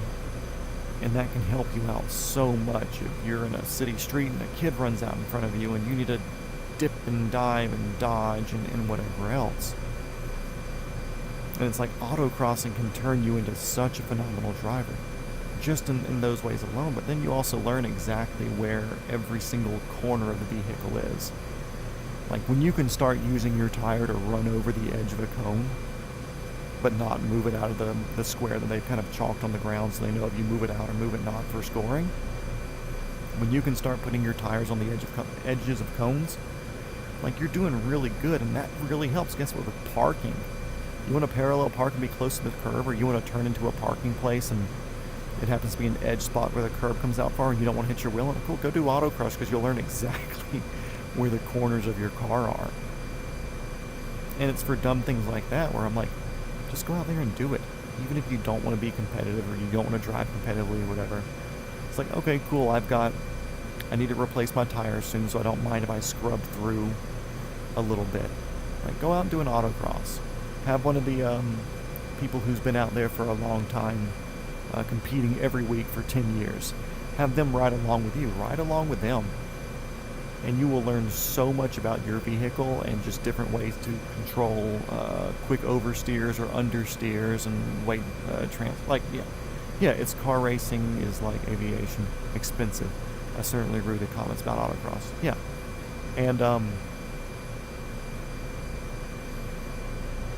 anytime that I was streaming last year when I first got Microsoft 2020 with the peripherals and the Cyclic Collective and VR and stuff, when I was literally just bouncing around the parking lot near my home airport, like I said, there was a whole bunch of little circles painted on the parking lot for just however it decided to render in parking areas for Microsoft 2020. But that huge parking lot next to the Atlanta Motor Speedway,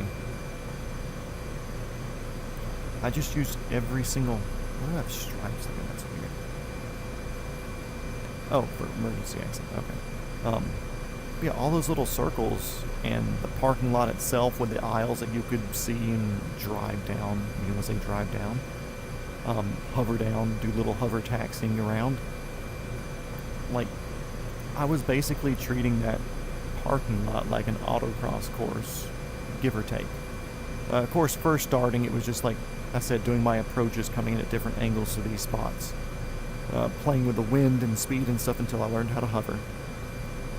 And once I got my hovering down, and my approaches started getting more and more steep or shallow or aggressive, or I'd take off and do like a quarter circle and just like start my turn and say like, cool, on the count of 10 I'll make my approach to the spot on the corner, and I get to 10 and it's like, okay, cool, now's my approach to whatever spot, and then I would settle down and head for that.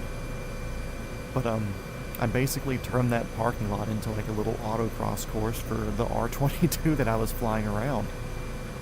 Because it was like, cool, there's not a better way to learn hovering than just having a giant open parking lot with different points and aisles that you can drive down, and like little circles where you can do your approaches to, so you can really tune your approaches to hitting inside the circle or whatever.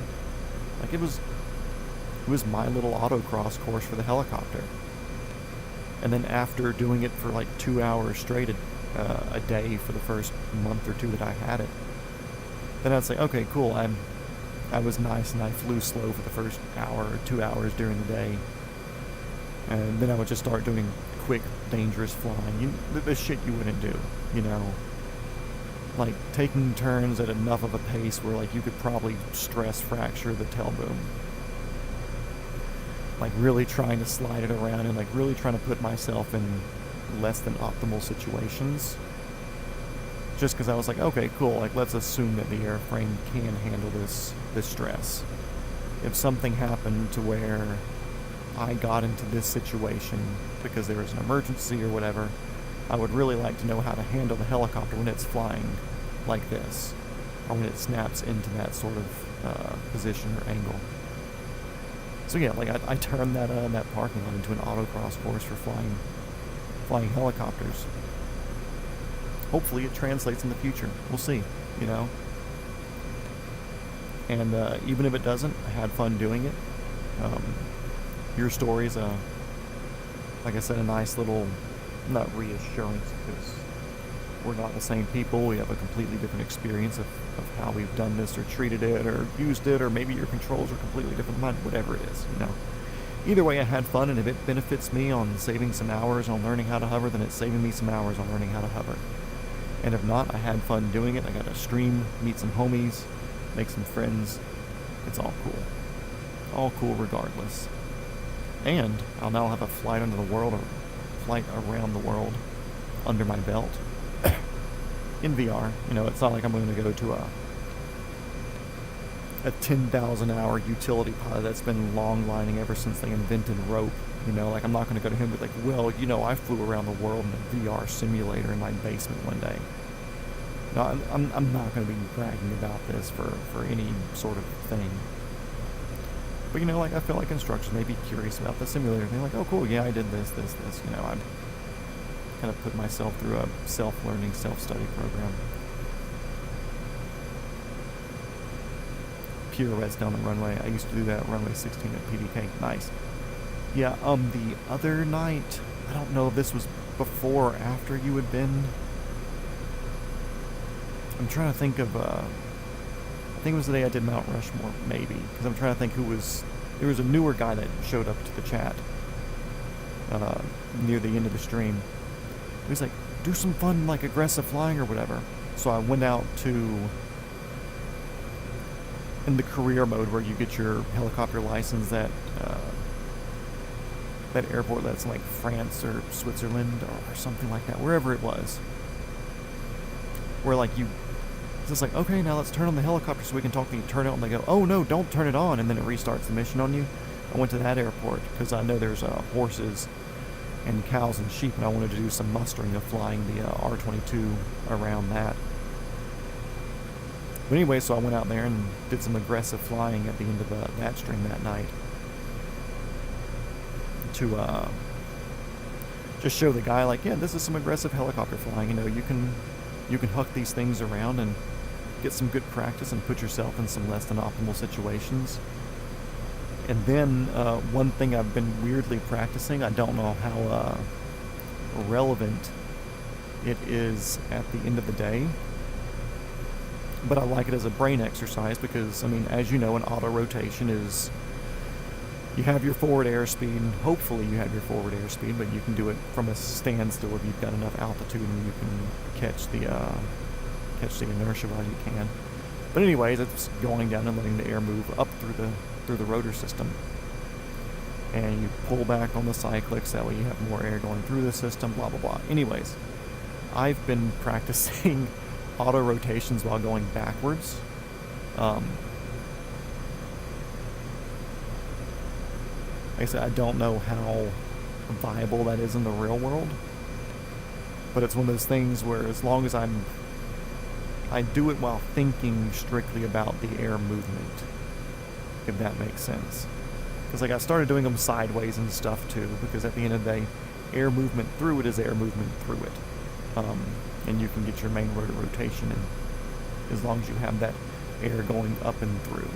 Of course, the helicopter is much more aerodynamically efficient going forwards, and you can use that forward momentum, but I've gotten up to outside of the height velocity diagram and started doing auto rotations in reverse just because it's challenging.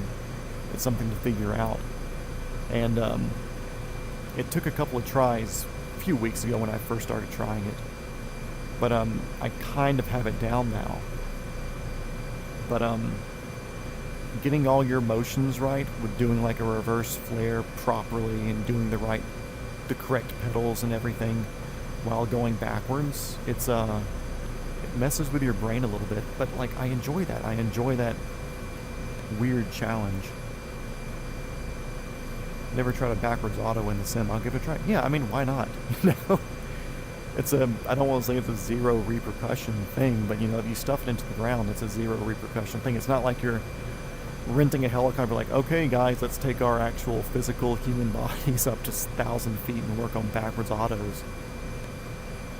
But yeah, I've done like following a runway or a car at like in an A-star, something that can like maintain a good sideways velocity. But I've gotten in those and started doing like a sideways Fred North camera chase going directly out the passenger window or whatever, and then set myself up into sideways autos where I will move myself forwards or do like turn it to like a reverse 180 auto at the end where I'm landing backwards. And like, it's just like, as long as I'm thinking about the airflow, it seems to work better. If you think like, okay, cool, like I've watched the entire series of the up in Bend, Oregon, which I assume maybe was a Hillsboro thing. I don't know what the helicopter school was, but that whole series where they're doing like basically start to finish of a guy learning how to fly helicopters. I've watched that full series like twice. But even like reading the manuals and like hearing different CFIs talk about entering the autos, it's okay, they don't like doing the snap-off throttle now because you can actually kill the engine that way. But entering the auto, it's rolling off the throttle, slowly lowering the collective, or with an R22, slowly but still quickly and firmly, because you got 2 seconds or whatever to maintain your inertia in the rotor system, pulling back on the cyclic slowly to make it a nice smooth entry into the auto. I forgot where I was going. Oh yeah. But it's a very procedural thing. It's a very like, okay, you do this, you put in the pedals, you do this. If you do A, B, C, D, E, you are in an auto rotation. And while I know that some people need to learn it that way because they don't have the internal vision, and they're, look at this place, this is so damn pretty. But they don't have like that internal view in their head of how the air movement goes through, and they don't have the deeper understanding of what the aerodynamics of the helicopter is and how it works. And it's like, okay, cool, like, yeah, learning to do an auto in an R22, you need to put in the right pedal under the auto.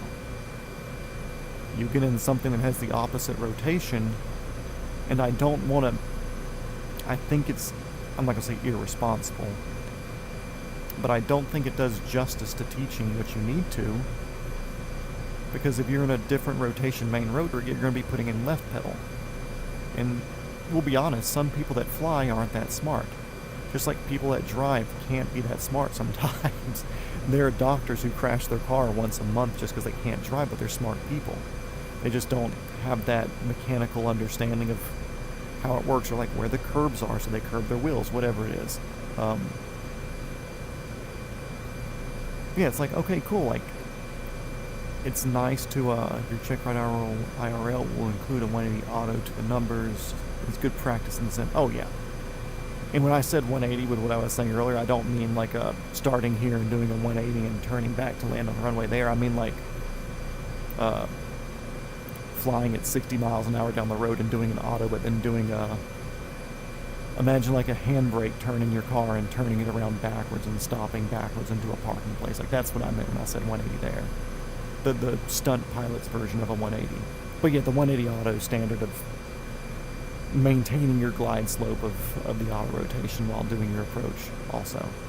But yeah, what was I saying? Oh yeah, I don't think it does justice to understanding the auto for some people if it's just taught as a procedural, you do this, you do this, you do this, you do this, and you're in an auto. And like entering the auto, and this is like, okay, cool, like I'm gonna put left pedal, not because I know that it's the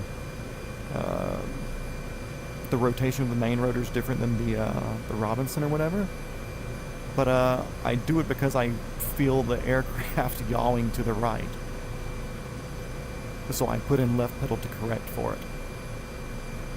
And it's like, I know that I want air moving through my rotor system, so I pull backwards on the cyclic because I want to have more air coming through my rotor system because I have the forward momentum. And if I forward momentum and pull backwards like that, then yeah, I'm shoving air up through the system. And that's the way my brain thinks about it.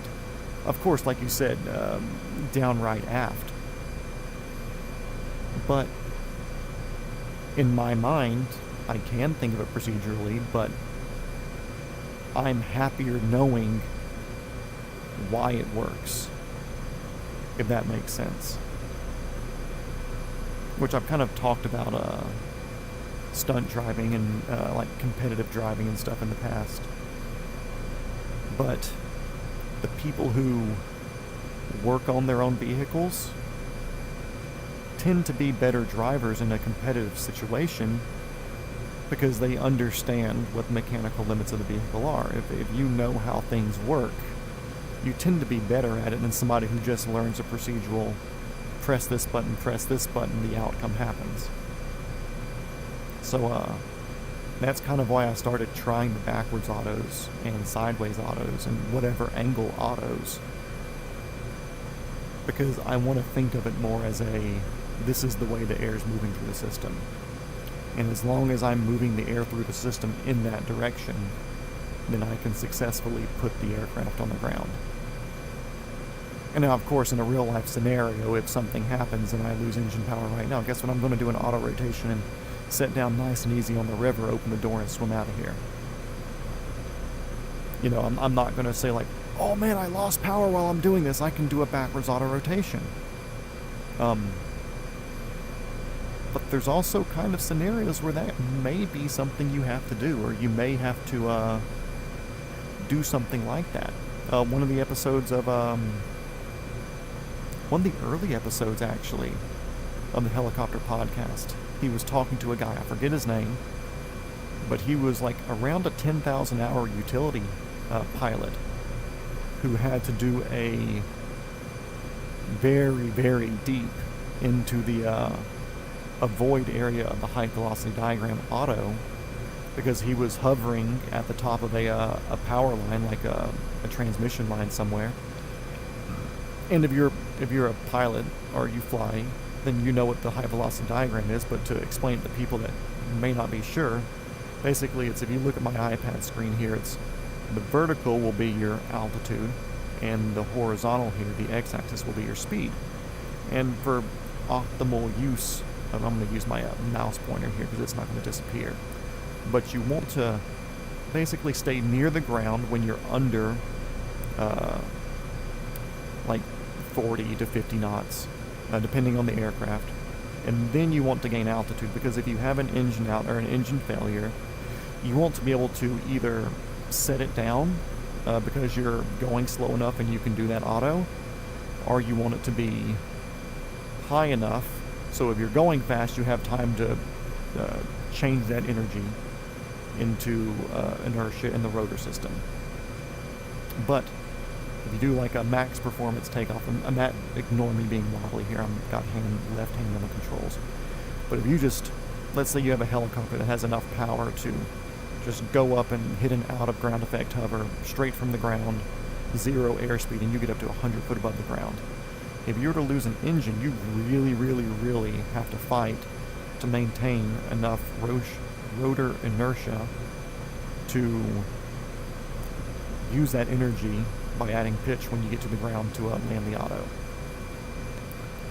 So when you're doing hovering in like a utility setting where you're working on a power line, you're pretty well in a bad spot in that height velocity diagram, because there's no way to, there's not no way, it's just very hard and to do it, or even impossible to do it, just depending on where you are, what the situation is, and what sort of mechanical failure it is.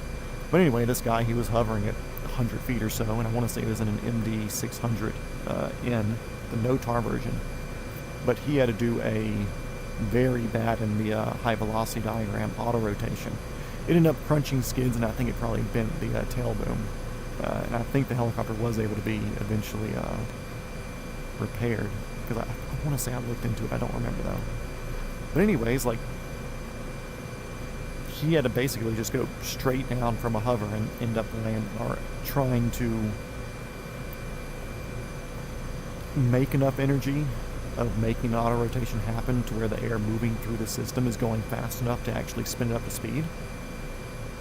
And he had to recover whatever rotor speed he had, or use whatever rotor speed he had when he got to the ground, to try to put enough pitch into the blades to add enough lift to where he wasn't just free falling from 100, 150 feet, whatever.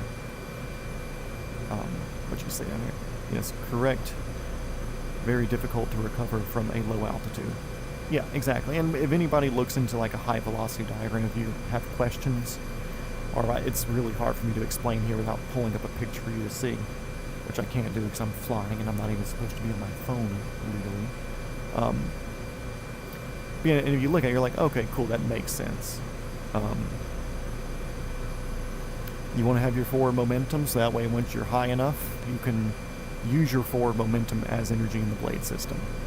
Because even if I'm low right now, and I were to have a failure, I can turn my forward momentum into energy into the blade system here by tilting backwards, and that shoves the air through the rotor system. Which you can even see my rotor speed here in that gauge next to the clock. My rotor speed went up there because I was putting energy into the system. Yeah, so basically what I'm saying is sometimes you may have to do a reverse auto rotation. It's a weird thing to think about, but if you are doing, let's say you're doing a rescue and recovery on a cliff face, and the way that the wind's playing, you have to be aiming a very specific direction. If you have an engine failure, you may not be able to do an immediate pedal turn and also recover your energy and head in a safe direction. So, and there's very, like I said, it's a very, I don't want to say rare scenario, but there's very few scenarios where it's a viable escape plan. But having that thought process in the back of your mind where it's not just down right aft or down left aft, depending on what your rotor rotation is, but being able to critically think about the airflow through the rotor system as your main deciding factor of how you're handling the auto rotation, then I feel like that's a much more important way to think about it, if that makes any sense. Like I said, I don't want my, which I don't think it ever will be, because I don't think that way. But I feel like some people may not be logical enough to think beyond down left or down right and aft.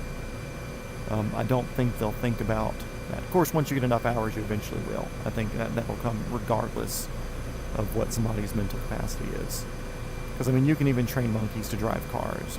So I'm not saying that everybody in the pilot seat's a genius, but eventually you do something enough and you really start figuring out how it works. But I think the important process is knowing to get air moving through your rotor system as effectively as you can. And like I said, if you're doing a hovering thing, learn how to backwards auto at 225 in a moment's notice. But let's say you're doing a rescue and recovery on a single engine aircraft like a Airbus H125 or something. And you've come in here and you're about to winch a guy down, or you've already winched a guy down, or whatever. Let's say you're pulling up here to to do something. If I were to lose engine power right now, there is absolutely no way for me to go forward. It's just not going to happen. I would have to go backwards, and depending on the amount of inertia in my rotor system, I might not be able to have the time to do a pedal turn to the left or right to get out of it. So there are some scenarios where I think there's that weird slow movement ETL glitch with this damn airframe. Yeah, so I think it's something that it'll benefit people to learn or to get the mindset of the air movement through the rotors in the most efficient way. Of course, starting out the teaching, obviously down left aft or down right aft, depending on what your trainer aircraft is the way to go. But I think like once that's established and they start teaching in the different areas of the operational envelope, whether it's at full cruise at 90 knots in an R22 or whatever, where you're going as fast as that thing is supposed to go, and you were to lose power, it's like, okay, cool, like we have a lot of forward speed now, we can use that to our advantage. Or if you're doing a slower cruise where you're at 40 or 50 knots, like cool, there's different ways that you want to manage that airspeed or to manage that flow of air going through your system. So I think like once they establish that, which I don't know, haven't been through the flight school, maybe they do reinforce airflow, the airflow thought process. But I think reinforcing that it's not always just a procedural, this is the way to do an auto rotation, but to really make people think about the air movement through the system. But I don't know, that's just me. That's me being my sort of person anyways. I've said it before and I'll say it again, I've always been I want to know technically how something works. And then once I know technically how something works, then I can really feel confident in whatever I'm doing. Whether that be driving or flying or repairing something or fixing something or painting something.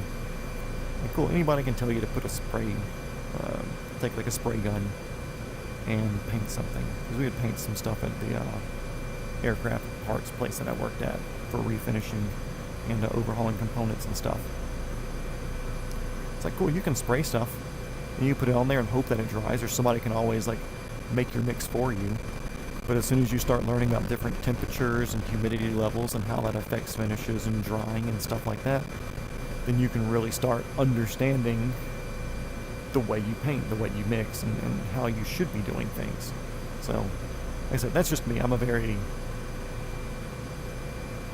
like to think I'm a very knowledge-based, analytically minded person. Also, this is a long leg from Bella Bella up here. Or no, wait. Oh no, damn, we're doing good. I was zoomed in way more than I thought we were. Hell yeah. Let's get back. Nope, not what I wanted. Map. Recent on aircraft. There we go, we're only a few miles. Oh yeah, guys, let's see what it shows here. It shows our path going through the mountains. Nice try. I'm not going to fall for that one again. But yeah, try some backward autos. Check back in with me after you try it and let me know what you think. I would also be very, very interested in attempting a backward auto in one of the like Loft Dynamics simulators. Apparently they have one of the simulators with every axis of freedom that you need. So you have your forward, backward, your tilts, your rotations, and anyways, their VR apparently is like top of the notch. And it even has like motion tracks. I mean, apparently it feels exactly like flying the real thing. I would be very interested in attempting backward autos in that. I don't want to do it in real life unless it's an emergency, and then I use the knowledge for good at that point. But I'd be very interested in trying that in real life to see how it ends up. So it's only 11 o'clock, because guess what? This thing cruises at like 140 to 160 knots. So if y'all want to go further, we can go further tonight. I'm not going to say no. But also, we can call a nice easy stream, and if anything, we can in this path here, and then I'll go hop in a little Robinson or something, and we'll go try some backward autos as not part of our flight around the world. We'll give her a rip, see if we can make it happen again. I've only had a few successful ones because I only started trying it recently, and once I started doing this series, this is basically all the flying I'm doing. You do 2 to 4 hours of this a day, and you're like, okay, cool, I don't want to fly anymore. But yeah, since this flight moved pretty quickly, that also makes me very hopeful for our water crossings and our deep Russia, or not deep, but like our eastern Russia, 2 or 3 or 4 days or whatever that it's going to be. I think it's going to be a lot of this, but covered with snow, so nothing super exciting to look at.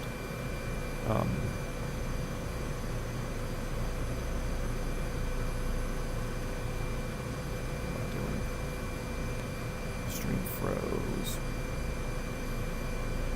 Will do. Farther. Or do the R22 backwards auto. Juneau is waiting. I don't want to go all the way to Alaska today. I want to have at least like one more flight-ish through Canada, but we're at Port Rupert or whatever right up here. But we're only a few minutes away, so I'm going to go do some backward autos and maybe some mustering and stuff like that. We'll go to that same airport over in France and set it for a nice daytime flight, you know? Damn, I am almost topping out the speed on this thing, 180 knots. Goodness, guys, we are toasting.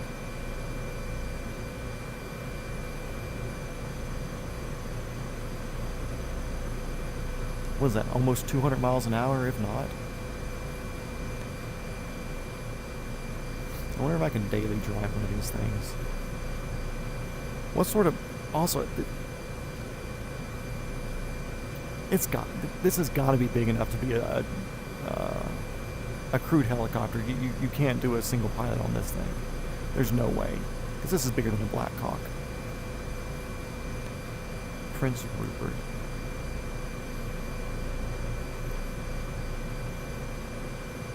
But yeah, imagine having the money to buy a 225 for personal transportation. Just that way you can like go to Walmart, own a little piece of property next to the grocery store, so that way you can come in and land your own helicopter. Go into Whole Foods or freaking Trader Joe's or something.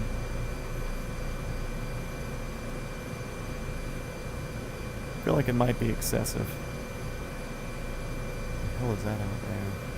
Just maybe graphics clipping or something. Weird. Okay, whatever.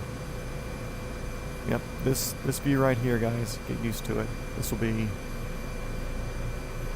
7-ish days or so from now, or less. And then like 90 days, or really 80 days from now. We're 10 days in. I'm expecting this to be about a 100-day series, or a 100-episode series.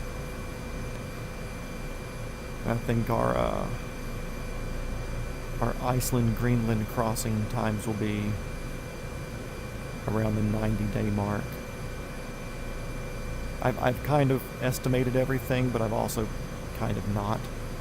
I don't want to plan everything too far out, because if somebody comes up with some cool thing that we need to stop by and see, then yeah, we'll change plans. You know, we'll spend an extra couple of days in Europe.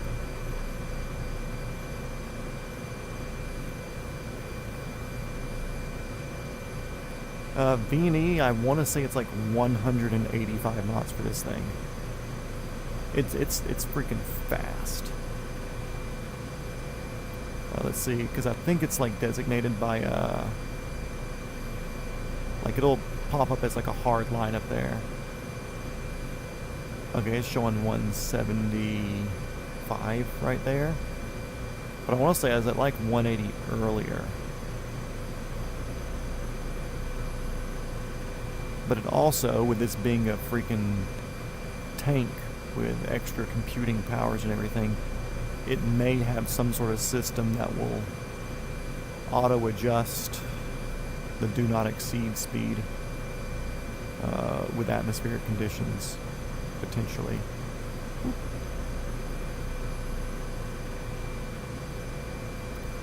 Vehicle passenger. Oh, really?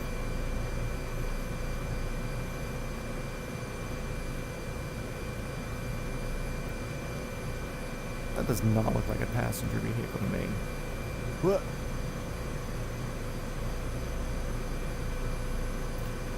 Also, I hope that on our crossings we do not have this fog, because that fog is brutal.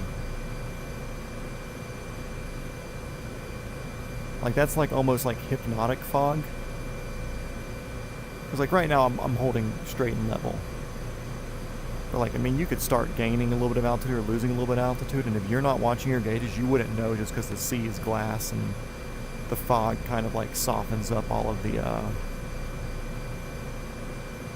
reflections and everything from the waves. So you just don't know. So I feel like for our water crossing days, because we'll probably do it in this, or the 222 Bravo or the Chinook or something, I'll probably put us up at like 10,000 feet to be above any sort of fog sort of deals. Just out of like, I don't want to get like a hypnotic state of flying and not really being able to like have a concept of how high we are.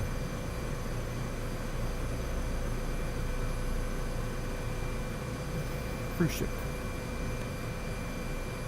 A trailing rotor stall there after V&E exceeded. That would be a bad day. Yeah, there's not really many things in the game that I've seen that have had like blade stall for a trailing edge or trailing side, whatever. Retreating edge blade stall. But the fly-in side Bell 206, I haven't got it to work with 2024 yet, just because, like I said, I'm not really a tech person, funny enough. But in 2020, flying that fly-in side 206 around, I mean, it was, you hit that speed, and it just immediately snapped you to the side and sent you straight to the ground. It did not play around with its retreating edge blade stall. Sorry, you messed up, you're going down. It's just very well modeled. Fly-in side was a very well modeled, or is a very well modeled helicopter from everything that I've read, and I don't want to say just because it felt more difficult to fly than everything else, I feel like it was done better. But I also feel like a lot of the stuff's probably arcaded up just a little bit to where it's not going to be perfectly well, you know? It's like, look at that. It's basically fucking IMC conditions, like watching that right there. Like, how are you going to fly that and tell me that you know exactly what you're, like, if you're not looking at your gauges? Come on. Yeah, ocean days are going to be big.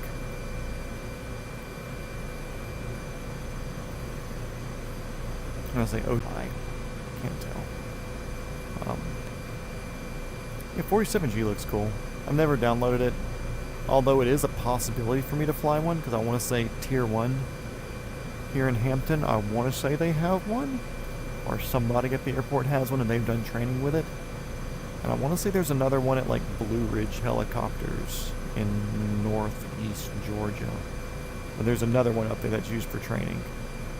There's at least 2 in Georgia that are used for training that I know of, or that I've seen. Oh, that's our runway right there. It has us doing a crossover. We're on a left side of the runway for us, but we're on a right. Okay, whatever. What is this? Port Rupert? Port Rupert traffic. I don't see a tower, so I'm assuming everybody here is on Unicom.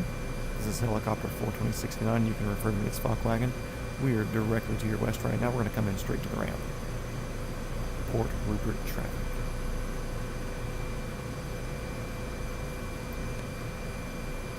Kill our speed here. And the wind's actually, looks like it's blowing towards me. So this is actually a better approach. Oh, it's kind of going this way. Okay, whatever.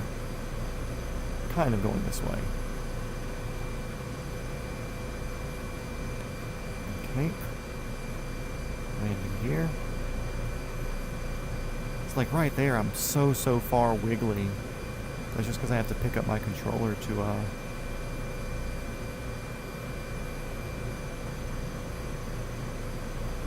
the landing gear.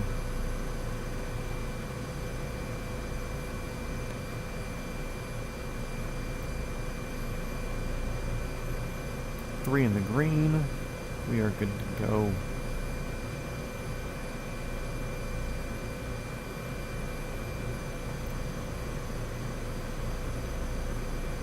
Oh no, airplanes are spawning in. God damn it. Sorry guys, you weren't there a second ago. Don't walk underneath me. What are you doing? See where people are now. I don't want to land on anybody. Kind of a nice guy sometimes. What? Y'all weren't there a second ago. Fine, I'm just going to come over here next to the fuel station. Don't drive under me either. Are y'all... These people are stupid.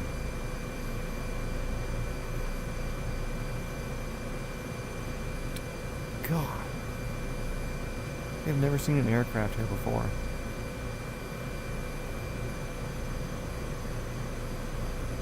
Okay, I'm happy with that. We're far enough off the path over there.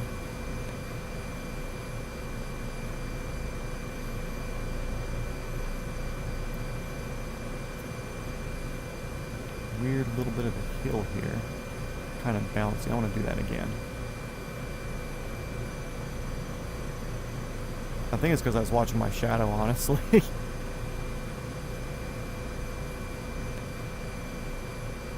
Yeah, much better. I was watching my shadow and the getting closer to the ground effect of the shadow making it look like it was moving much faster than it actually was.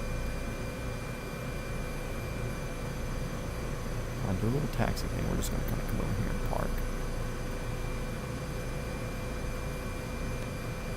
I actually don't know if my rudder pedals are attached to nose wheel steering input for this, so that's cool. Parking brake is on. Let's shut this bad boy down.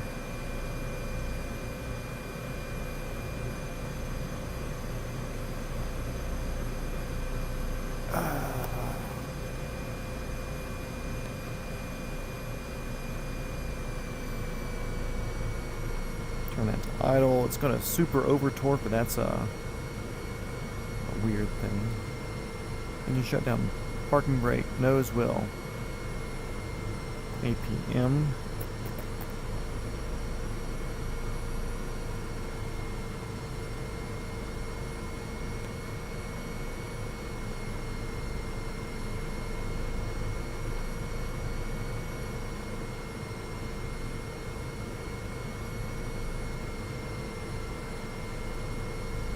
Fuel pump still on. Cooled down enough. Stop. Stop. Rotor blade, brake lever arm.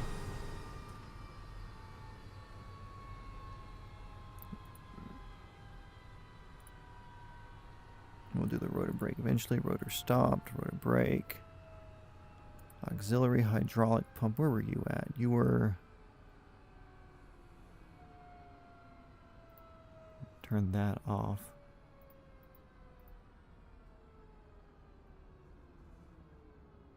Auxiliary pump. Turn that off. Turn our beacons off.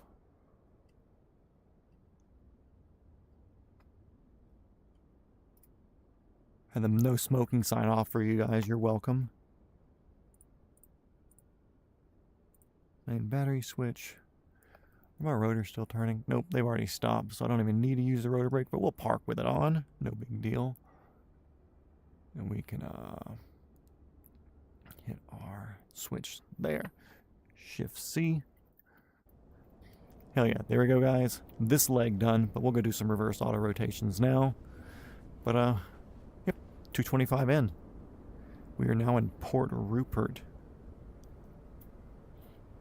There's a handful of them. I found the real heli much easier to fly than the sim model. Yeah, you're always allowed to smoke on my flights. Just crack the window. Okay, let me fix my headset cable there real quick. I left the rotor brake on. What are you doing? Okay, in flight, we are now in Port Rupert, which means tomorrow we'll jump. Let's just set that as a start point real quick. Set as departure. I mean, we can make it way up here tomorrow. We do the 225 again. Or even with decent speeds, it's Gustavus. What, Juneau's like around here or something, right? Yeah, Juneau's right there.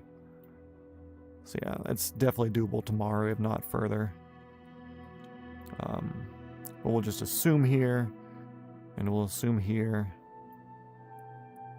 I don't know, kind of a weird thing. We may do a longer one tomorrow, just to get us extra far enough to where we can make anchorage the next day. Okay, free flight. Let's see. Let's go over to our cool little spot over here. Which I think it's...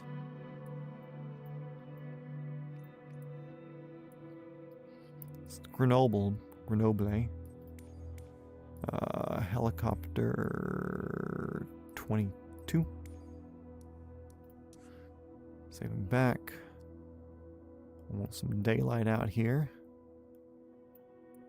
so we can see what we're doing.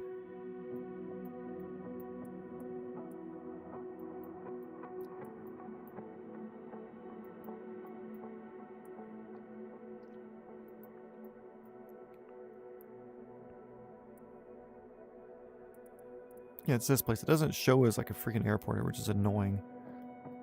But, it says departure. That's a training spot. Skagway has a nice airport. Cool. We'll put it on the list. You'll be here to remind me tomorrow, even if I forget, so. But I've got a decent memory on stuff.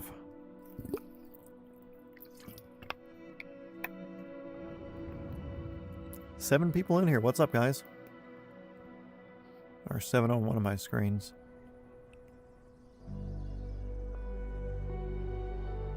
Showing a few on one, 7 on the other. At the end of the day, we're all here just having fun. Feel free to say what's up. If you guys want to talk about or see anything specific, let me know. We'll see if we can do it. We finished our thing for the day, and it's only 11:20 for me, real time. So, we can diddle around a little bit. Do you think they called diddling around? Do you think they named that after Diddy? What's our wind look like? That way? Okay, not bad. We'll play with it. Battery on. Strobe on. Fuel down. Cover on. Map doesn't matter. Get that going. Flicker alternator on. Nav lights on. Why is my throttle so high? Okay. Throttle's in the 50-ish to 60-ish range. Play with that a little bit so we don't bog ourselves down. Nope, engine died.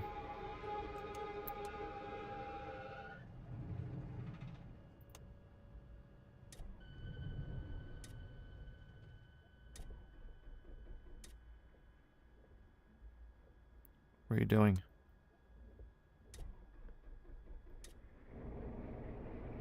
There you go.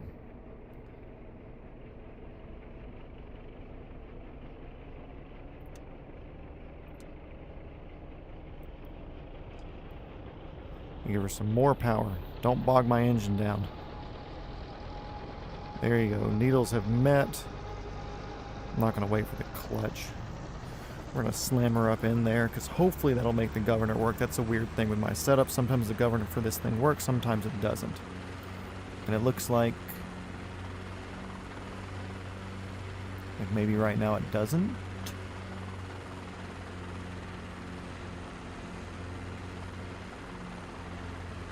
You gonna figure this out? No. There's no throttle, so there's a little bit of throttle. There.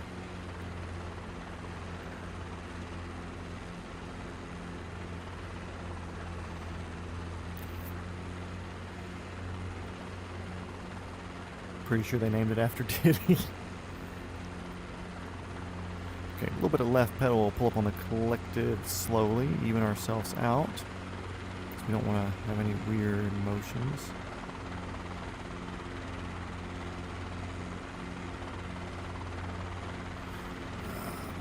Yeah, this cable's definitely flimsier than my other cable that I had, so it's sitting... had to adjust so much because it keeps sitting and flapping around weird. I'll have to figure out some sort of solution for that. Okay, wind's kind of coming from that direction. Let's throw a little bit of power in here. We're going to do the same thing we did the other day. Well, let's do a normal auto first. We'll demonstrate a normal auto rotation for those watching that are unsure about what they are supposed to be. And then we'll do a patent pending backwards simulator auto. But basically, when you lose engine power, you need to get air instead of coming from above your rotor and blowing down. You need the air blowing up through it to spin it up, and that will retain the energy in your rotor system, or the inertia. You're managing your energy, and as you're landing, you take that rotor speed, and you decrease your rotor speed by pulling up on the collective, which adds pitch and adds lift, so you can land nice and softly and walk away from an engine failure. Called an auto rotation. So here we got plenty of height, whatever. We're going to slowly roll off the throttle, governor off, and you can see my rotor speed there drops significantly, which is that right needle, and I want to keep it in the green as I'm going down. If I see it going down, so I can either pull back on my cyclic to angle more through, or I can push further down on the collective, but I'm already all the way down with the collective currently. So now I'm going to add some forward speed to kind of keep it in the green, but I also don't mind keeping slightly more energy in it than normal. A little flare, pull up on the collective, and kind of do a little running landing with it here, because I like having the forward momentum with it, because the forward momentum is stored energy at the end of the day. And the stored energy is what you want. If you need to do a complete flat straight down auto rotation, you can do a complete flat straight down auto rotation, but just know that in something with like a low inertia system like this, why do I still have the popsicles up? That you're giving up your forward momentum and that extra energy that you have. Rotor RPM, what are you doing, Governor? Literally, Governor is on. Come on. Anyways, I don't necessarily need that to be perfect for this. But let's go see if we can do a backwards auto. And now typically, if you were here earlier, or if you scroll up in the conversation, or if you fly and you've watched a video before, you know that in the Robinson, there's not a trick, but it's the standard procedure that you take to do an auto. You lower your collective. You got about 2 seconds to do that, or else you're never going to recover your energy, or you're going to get the rotor's going to get below stall speed, and no matter how much down collective you put, or no matter how much backwards cyclic you pull, you're never going to get your rotor speed back. So you have to get your collective down. You have to add right pedal because you're putting torque in a different direction through your rotor system, and you have to pull backwards on your cyclic, which is, like I said, getting that air moving up and through. So anyway, we basically zeroed out our stuff here. We're going to do this backwards. So I know I'm moving backwards now just because of the way I'm having to move the pedals to fight it. I'm going to do the same thing. I'm going to roll off on the throttle.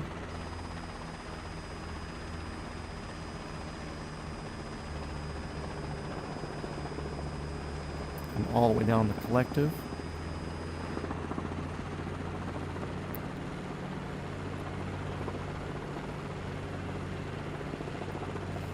I'm actually going to pull back more so I can keep my backwards motion going. And you see we had stopped at the crest of the runway there, or at that end of it. Actually have a lot of airspeed right here, the wrong direction, but as long as I'm managing the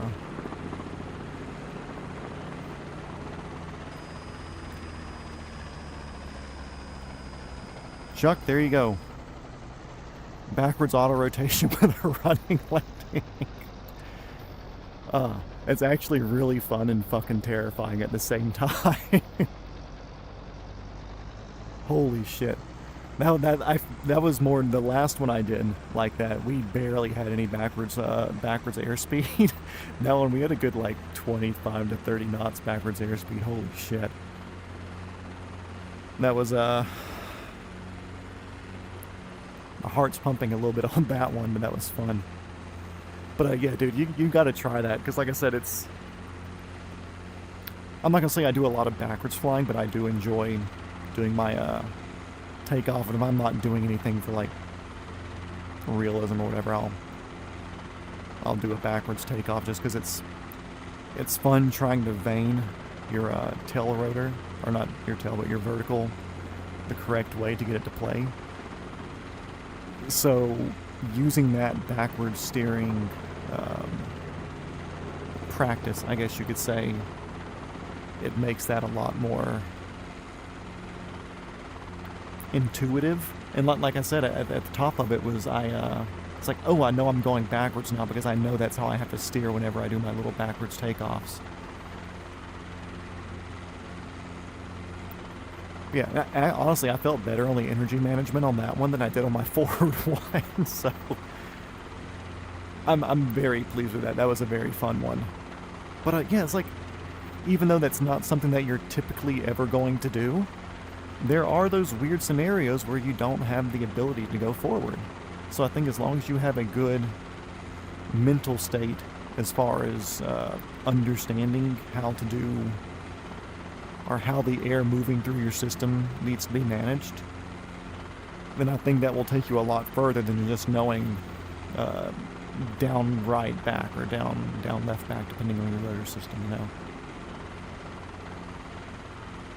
But I want to see if we can do the pure, like a pirouette one, which I know you're talking about doing like a I call it like a point turn or a point orbit. But I want to get going sideways here. Just gonna be a bit.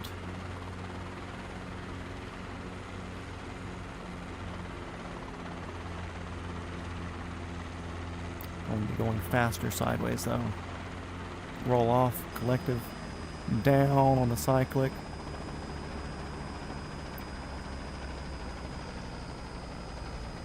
And try to make sure I don't hit any sort of dynamic roll over there. I was gonna try to drag the right skid on the slowdown on that, but I know we only have the benefit of zero friction, or not zero friction, but like a ground without snags in the sim. So I don't want to, I'm not gonna say I don't want to put in bad practice, but I don't want to put in the bad practice of like being able to drag the skid for the auto, rather kind of do like the crosswind landing thing of like put it straight at the last second.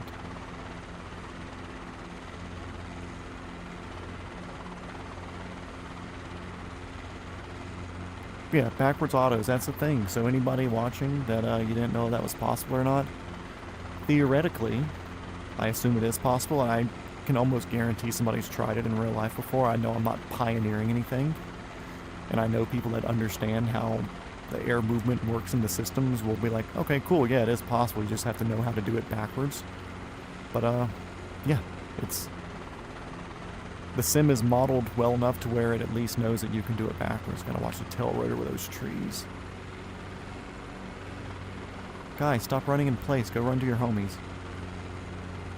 Also, since my governor thing's not exactly working, I'm also playing with the throttle a little bit while doing this. Why are y'all running in place? Go run near your friends. It's a lot funner chasing you around when you're actually running somewhere. Y'all are kind of cute, not gonna lie. I think I've got some friends over here across the trees. They're typically at the end of the runway down here, but I didn't see any.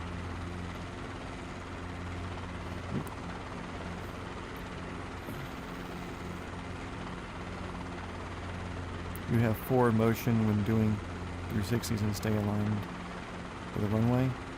Should be able to. Just like the, I don't want to say hover taxiing, but like, ooh, a glider airport. Neat, that's what this is. It's a glider field. Okay. I was wondering what these markers were next to. It was just like a soft field for soft field practice or whatever, but it looks like it's a glider field. Can't throw too much forward motion at it just because this thing doesn't have the power to really turn the helicopter itself.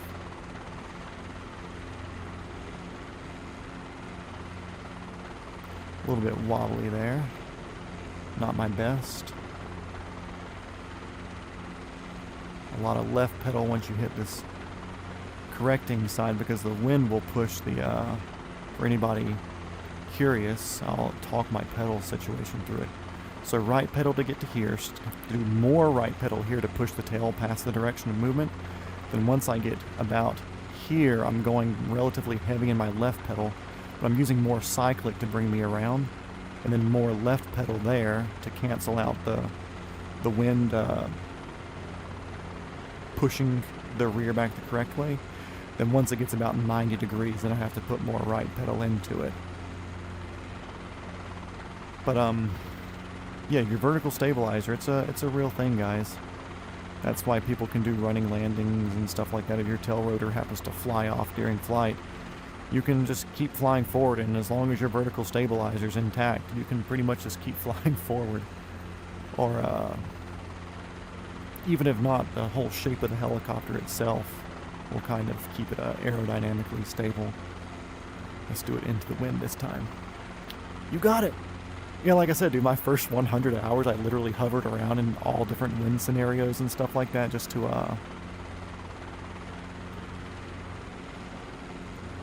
practice, you know. This is the other direction right there. I gotta think about it more. Just kind of like when doing orbits, you know, or like if you've ever done donuts in a car, like you always have a direction that you're better at doing donuts at. Like I'm definitely better at doing this in one direction than I am the other direction. Yeah, I'm doing like almost like stopping there on the reverse just because I'm not exactly a left turn. Let me throw it more in there and throw some low rotor RPM. What up? Hello. Fix that. But yeah, I'm definitely a right turn sort of person. I'm not gonna say it computes better. It's just like you're more comfortable with it. Just like I'm more likely to drag the knee on a motorcycle while going the left turns than I am right turns.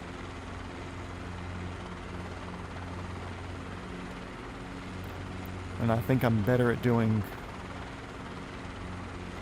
left orbits. Yeah, I'm better at doing like left point orbits around something than I am trying to do a right point orbit. Which actually I'm going to come do it around the when I first started doing those, I was actually doing them around the windsocks near the airport. That yeah, the torque helps on the right turn, that's for sure. I was actually doing it on the windsocks. I would turn the wind up to like 20 knots, gusting 30 knots, but in like offset directions from each other. And I would start doing like point orbits around the windsock at my local airport or whatever in Microsoft 2020. Because like in the helicopter flying handbook or whatever, it says like, okay, cool, if you have a square or whatever, they're like, okay, work on going one way with the square and then work on going sideways on it and then backwards and then do another one where you're doing like the point orbit thing where you keep your nose pointed in towards the center or perpendicular to the line or whatever. But I was just doing it around the windsock, and I would do the weather modification settings where I just had the wind cranking to like really throw me off, to like make me learn to put pedal in by feel, I guess you could say. I don't know. But I've slowly worked up to that because I was trying my best to teach myself harder and harder things, because I know I'll probably never experience it in real life. But like I've said a million times earlier, I feel like it's a better thing to learn very difficult maneuvers or situations, and then have something come up where it's like, okay, cool, this is easy. Like I know how to handle this. This is something easy. I don't need to worry about this anymore. Let's see. What else can we do here? Yeah, if anybody's wondering, this is the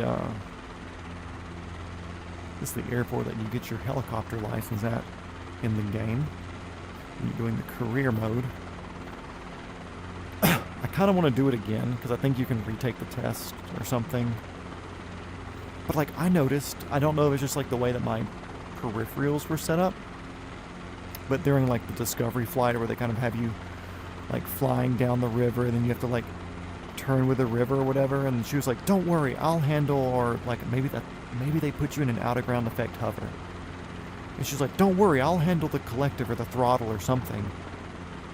And the instructor was not handling the throttle or collective. So I'm not going to be like, lucky me, like I've been flying the helicopters in the sim long enough to where I figured this out, to where I could take over, but I was handling all the controls for her because whatever version that they had set up just wasn't working.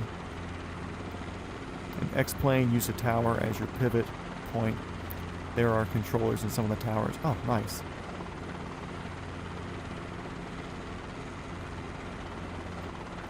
Yeah, we're gonna buy a helicopter in real life one day. Take the transponder off, take the paint over the numbers, and just go fly around active towers at different airports, give them a show. Oh yeah, also this is like my least practiced auto rotation, high speed, low altitude, because it's a lot of like I'm even overspeeding the helicopter here. I should have the retreating edge blade stall. There's so much energy in the system here.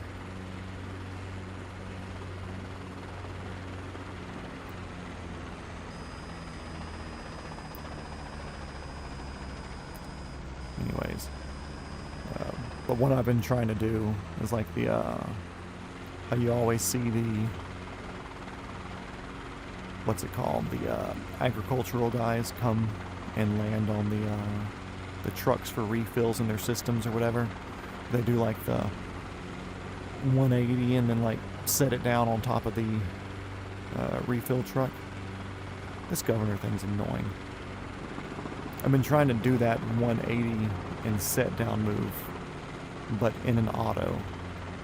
That's like I don't want to say my current goal, but my current useless move to know how to do, because it's an exercise of figuring out air. Little energy recovery there, way too high, but yeah, not pretty, that's for sure. Like I said, that's the, out of all the things that I've practiced, that's the one I've never really gone through much effort in attempting, because it's such a, I don't want to say an unrealistic scenario, because the backwards one, you know, there is,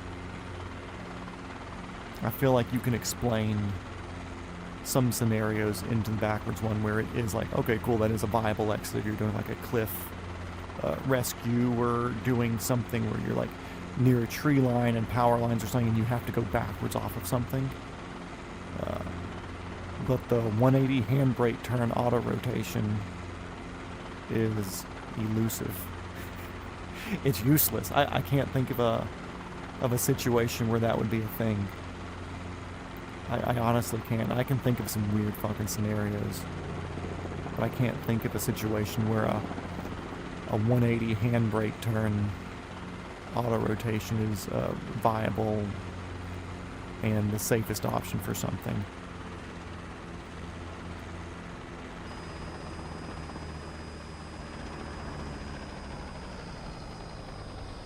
Yeah, kind of it right there. But it's one of those things too where it's so weird in the high velocity diagram that you're not getting a lot of energy from it, and at the same time you're using a lot of the energy to do the 180. So it's, did I go right on that?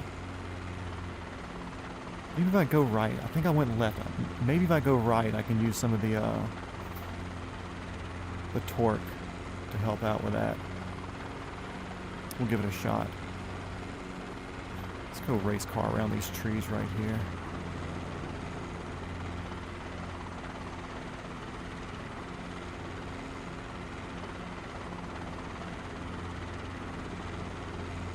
We're still staying within manifold pressure-ish limits.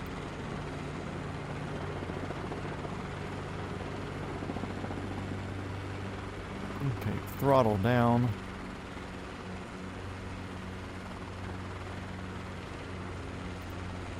Didn't stay in a straight line, but it was survivable. Not pretty though. Yeah, backwards autos. That was the name of the game here. That's for sure.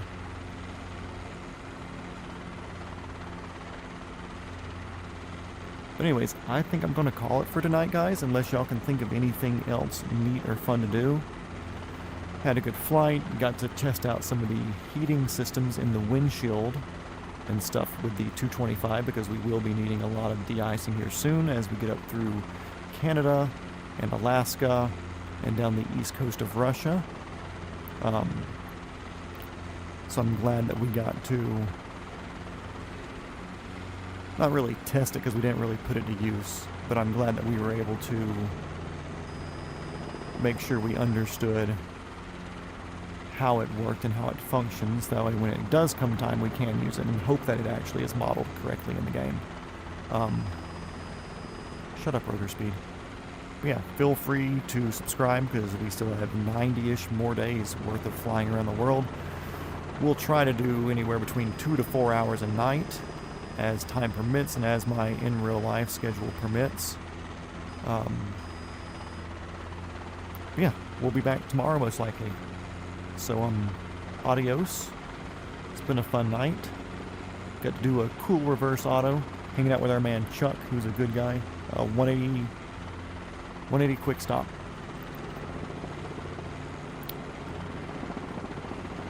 Is that what you're calling what I was doing, but just adding the auto rotation bit to it? Or are you talking about doing a quick stop where it's like, sorry, let me get my rotor RPM managed with the stupid governor thing real quick. Or are you talking like a quick stop where it's like that sort of thing, and then like do the agricultural turn with it? Is that what you're trying to say, or? And don't mind that one I just did. I was just demonstrating because I was trying to figure out what the ask or whatever was. Come on, engine. I'm making you work for this. You want the... Okay, here's your rotor RPM. Quick stop.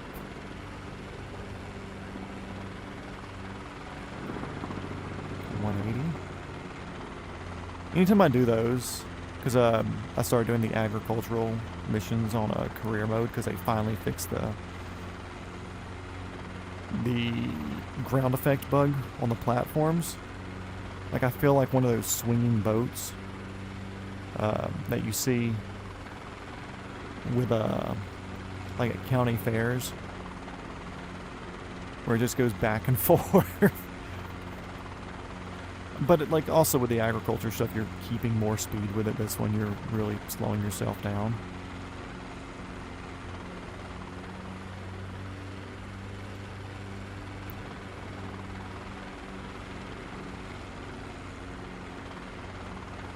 But let me sit down real quick and look at the chat. I definitely need to look into different ways to monitor chat without having to look at my phone.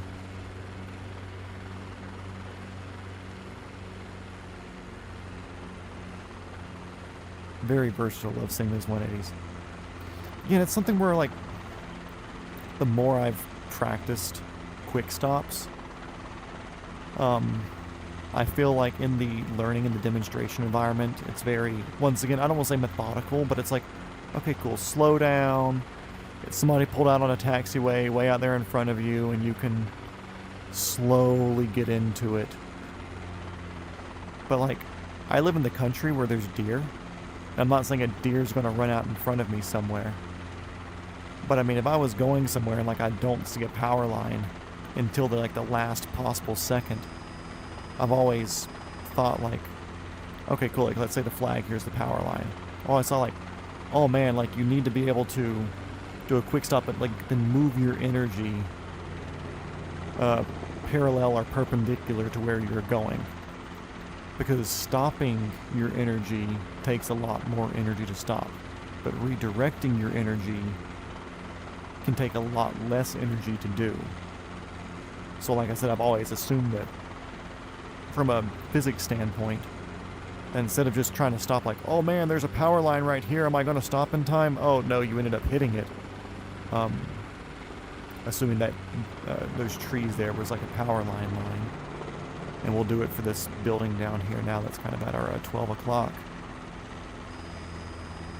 God, that governor thing's annoying. Like saying this here, it's like, okay, cool, instead of trying to stop me, like, oh shit, there's an actual power line there, like, I feel like I can put more energy into something like that, you know, where I'm, like, redirecting the entire weight of the helicopter instead of just trying to stop it. Because quick stops in the airport's usage terms, if you want to call it that, is really just like stopping in a normal-ish fashion. But when I say quick stop, I think of an emergency situation where it's like, oh man, I really, really, really need to slam on the brakes. And since I don't have rubber touching the ground, and even if I were to put skids on the ground, they're going to do that. Skid. I always felt like it was more of a, it makes more sense to redirect your energy. It's like, oh my god, control tower. Instead of just trying to like immediately go around it. And if it's bad enough, like sure, I'll take a fucking overspeed any day. If it means me not hitting a power line at Mach Jesus.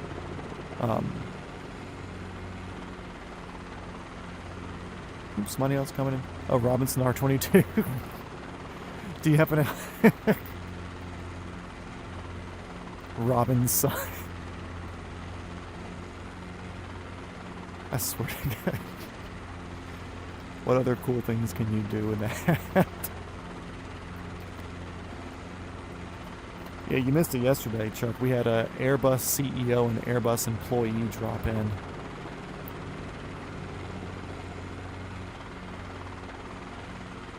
I think he's asking questions because he doesn't want me to log off yet.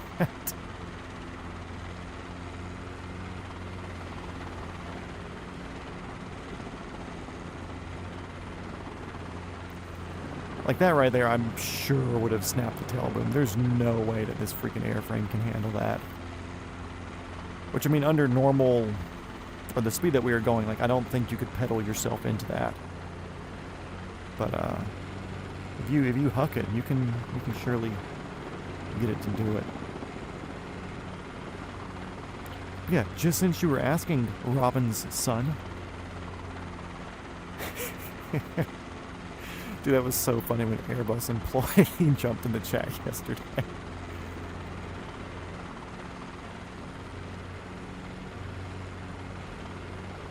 Big snatch there. I was going to let the wind take me on that one. But I feel like that would fold the tail boom, like in a realistic scenario. Like sometimes I'll let it do the quick snatch on this just because it's... I don't say bored. But like you do enough little things here and there, you're starting to get like, oh, okay, cool. Like, okay, I've hovered around enough today. Let's get jiggy with it.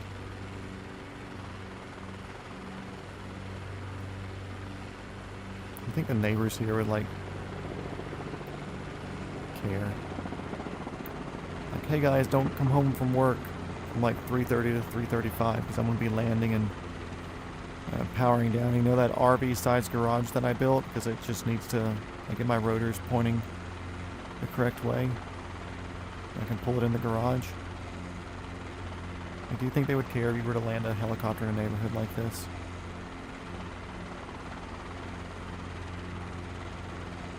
What do I need to do? I don't think I can change it while I'm in the air. Or while I'm in game. Shut up. There's your rotor speed. Shut up. There's your rotor speed. Take it. Just make your governor work right. You'll be fine. You don't have to worry about me feeding you every few seconds. And look, there you go. Now you're overspeeding. I just want to have fun. I just want to have fun with my friends.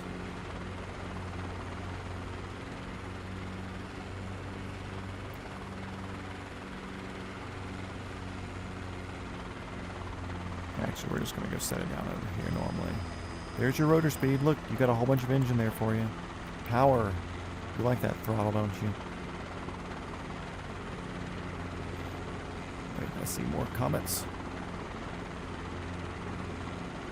Don't even. How about an inverted hover for your grand finale? I'll give it a fucking shot, but I don't think we have enough negative blade angle that we can put in here like the RC helicopters.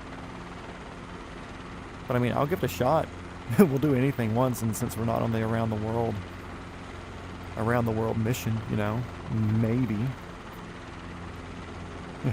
Hello, yes, I would like to definitely induce mass pumping because I'm inverted in a two-bladed Robinson and trying to hover where the entire weight of the helicopter is not being 1G'd upside down. We're actually the negative G. Okay, so let's see. Let's do go for an out of ground effect first. I might be able to maintain upside down. And actually, I'm going to put my throttle all the way up. I'm not going to worry about overspeeding on this because we're going to need every single bit of benefit that we can get from this. Mechanical sympathy be damned. Okay. Here we go, guys. We're going to try an inverted pass and not just an inverted loop. I want more distance before we get to the runway. Okay, boat cape. Let's see. Oh, somebody wrote a paragraph. There's an airport south of Daytona Beach called Fly-In Spruce Creek. It's a paved airport with houses surrounding it. Each house has a hangar and is connected by the taxiway. Would love to live there. Dude, there's one up here. It's called Mallard's Landing, just south of Atlanta, down in Henry County. You'll kind of be in the area anyways when you're coming this way. Check it out. It's not a paved runway, it's a grass runway. You go to North Georgia, there's Heaven's Landing, in Clayton, Georgia. That's actually a paved runway, like over a mile. Okay, here we go.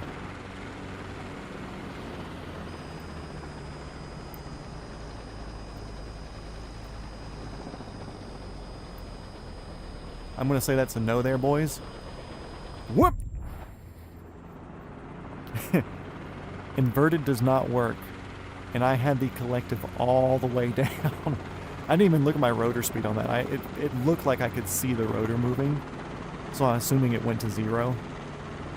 But let's do it again just so I can watch my rotor speed. Oh, nope. I want upside down. Yep. Rotor speed just disappeared. Whew. Oh well. I'm going to kill the engine and do a big auto into finding that. World's fastest auto rotation, danger, landing. A bit of flare at the end there, skid it, done. Hell yeah.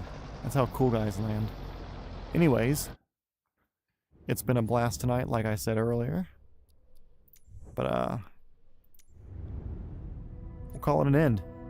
I'll see everybody next time, you know. Like, subscribe, all those fun things or whatever, so that way more people can come and we can talk about more things as we keep doing more and more things.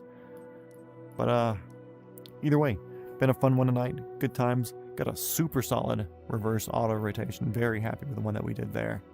But, yeah. I'll see everybody on the next one.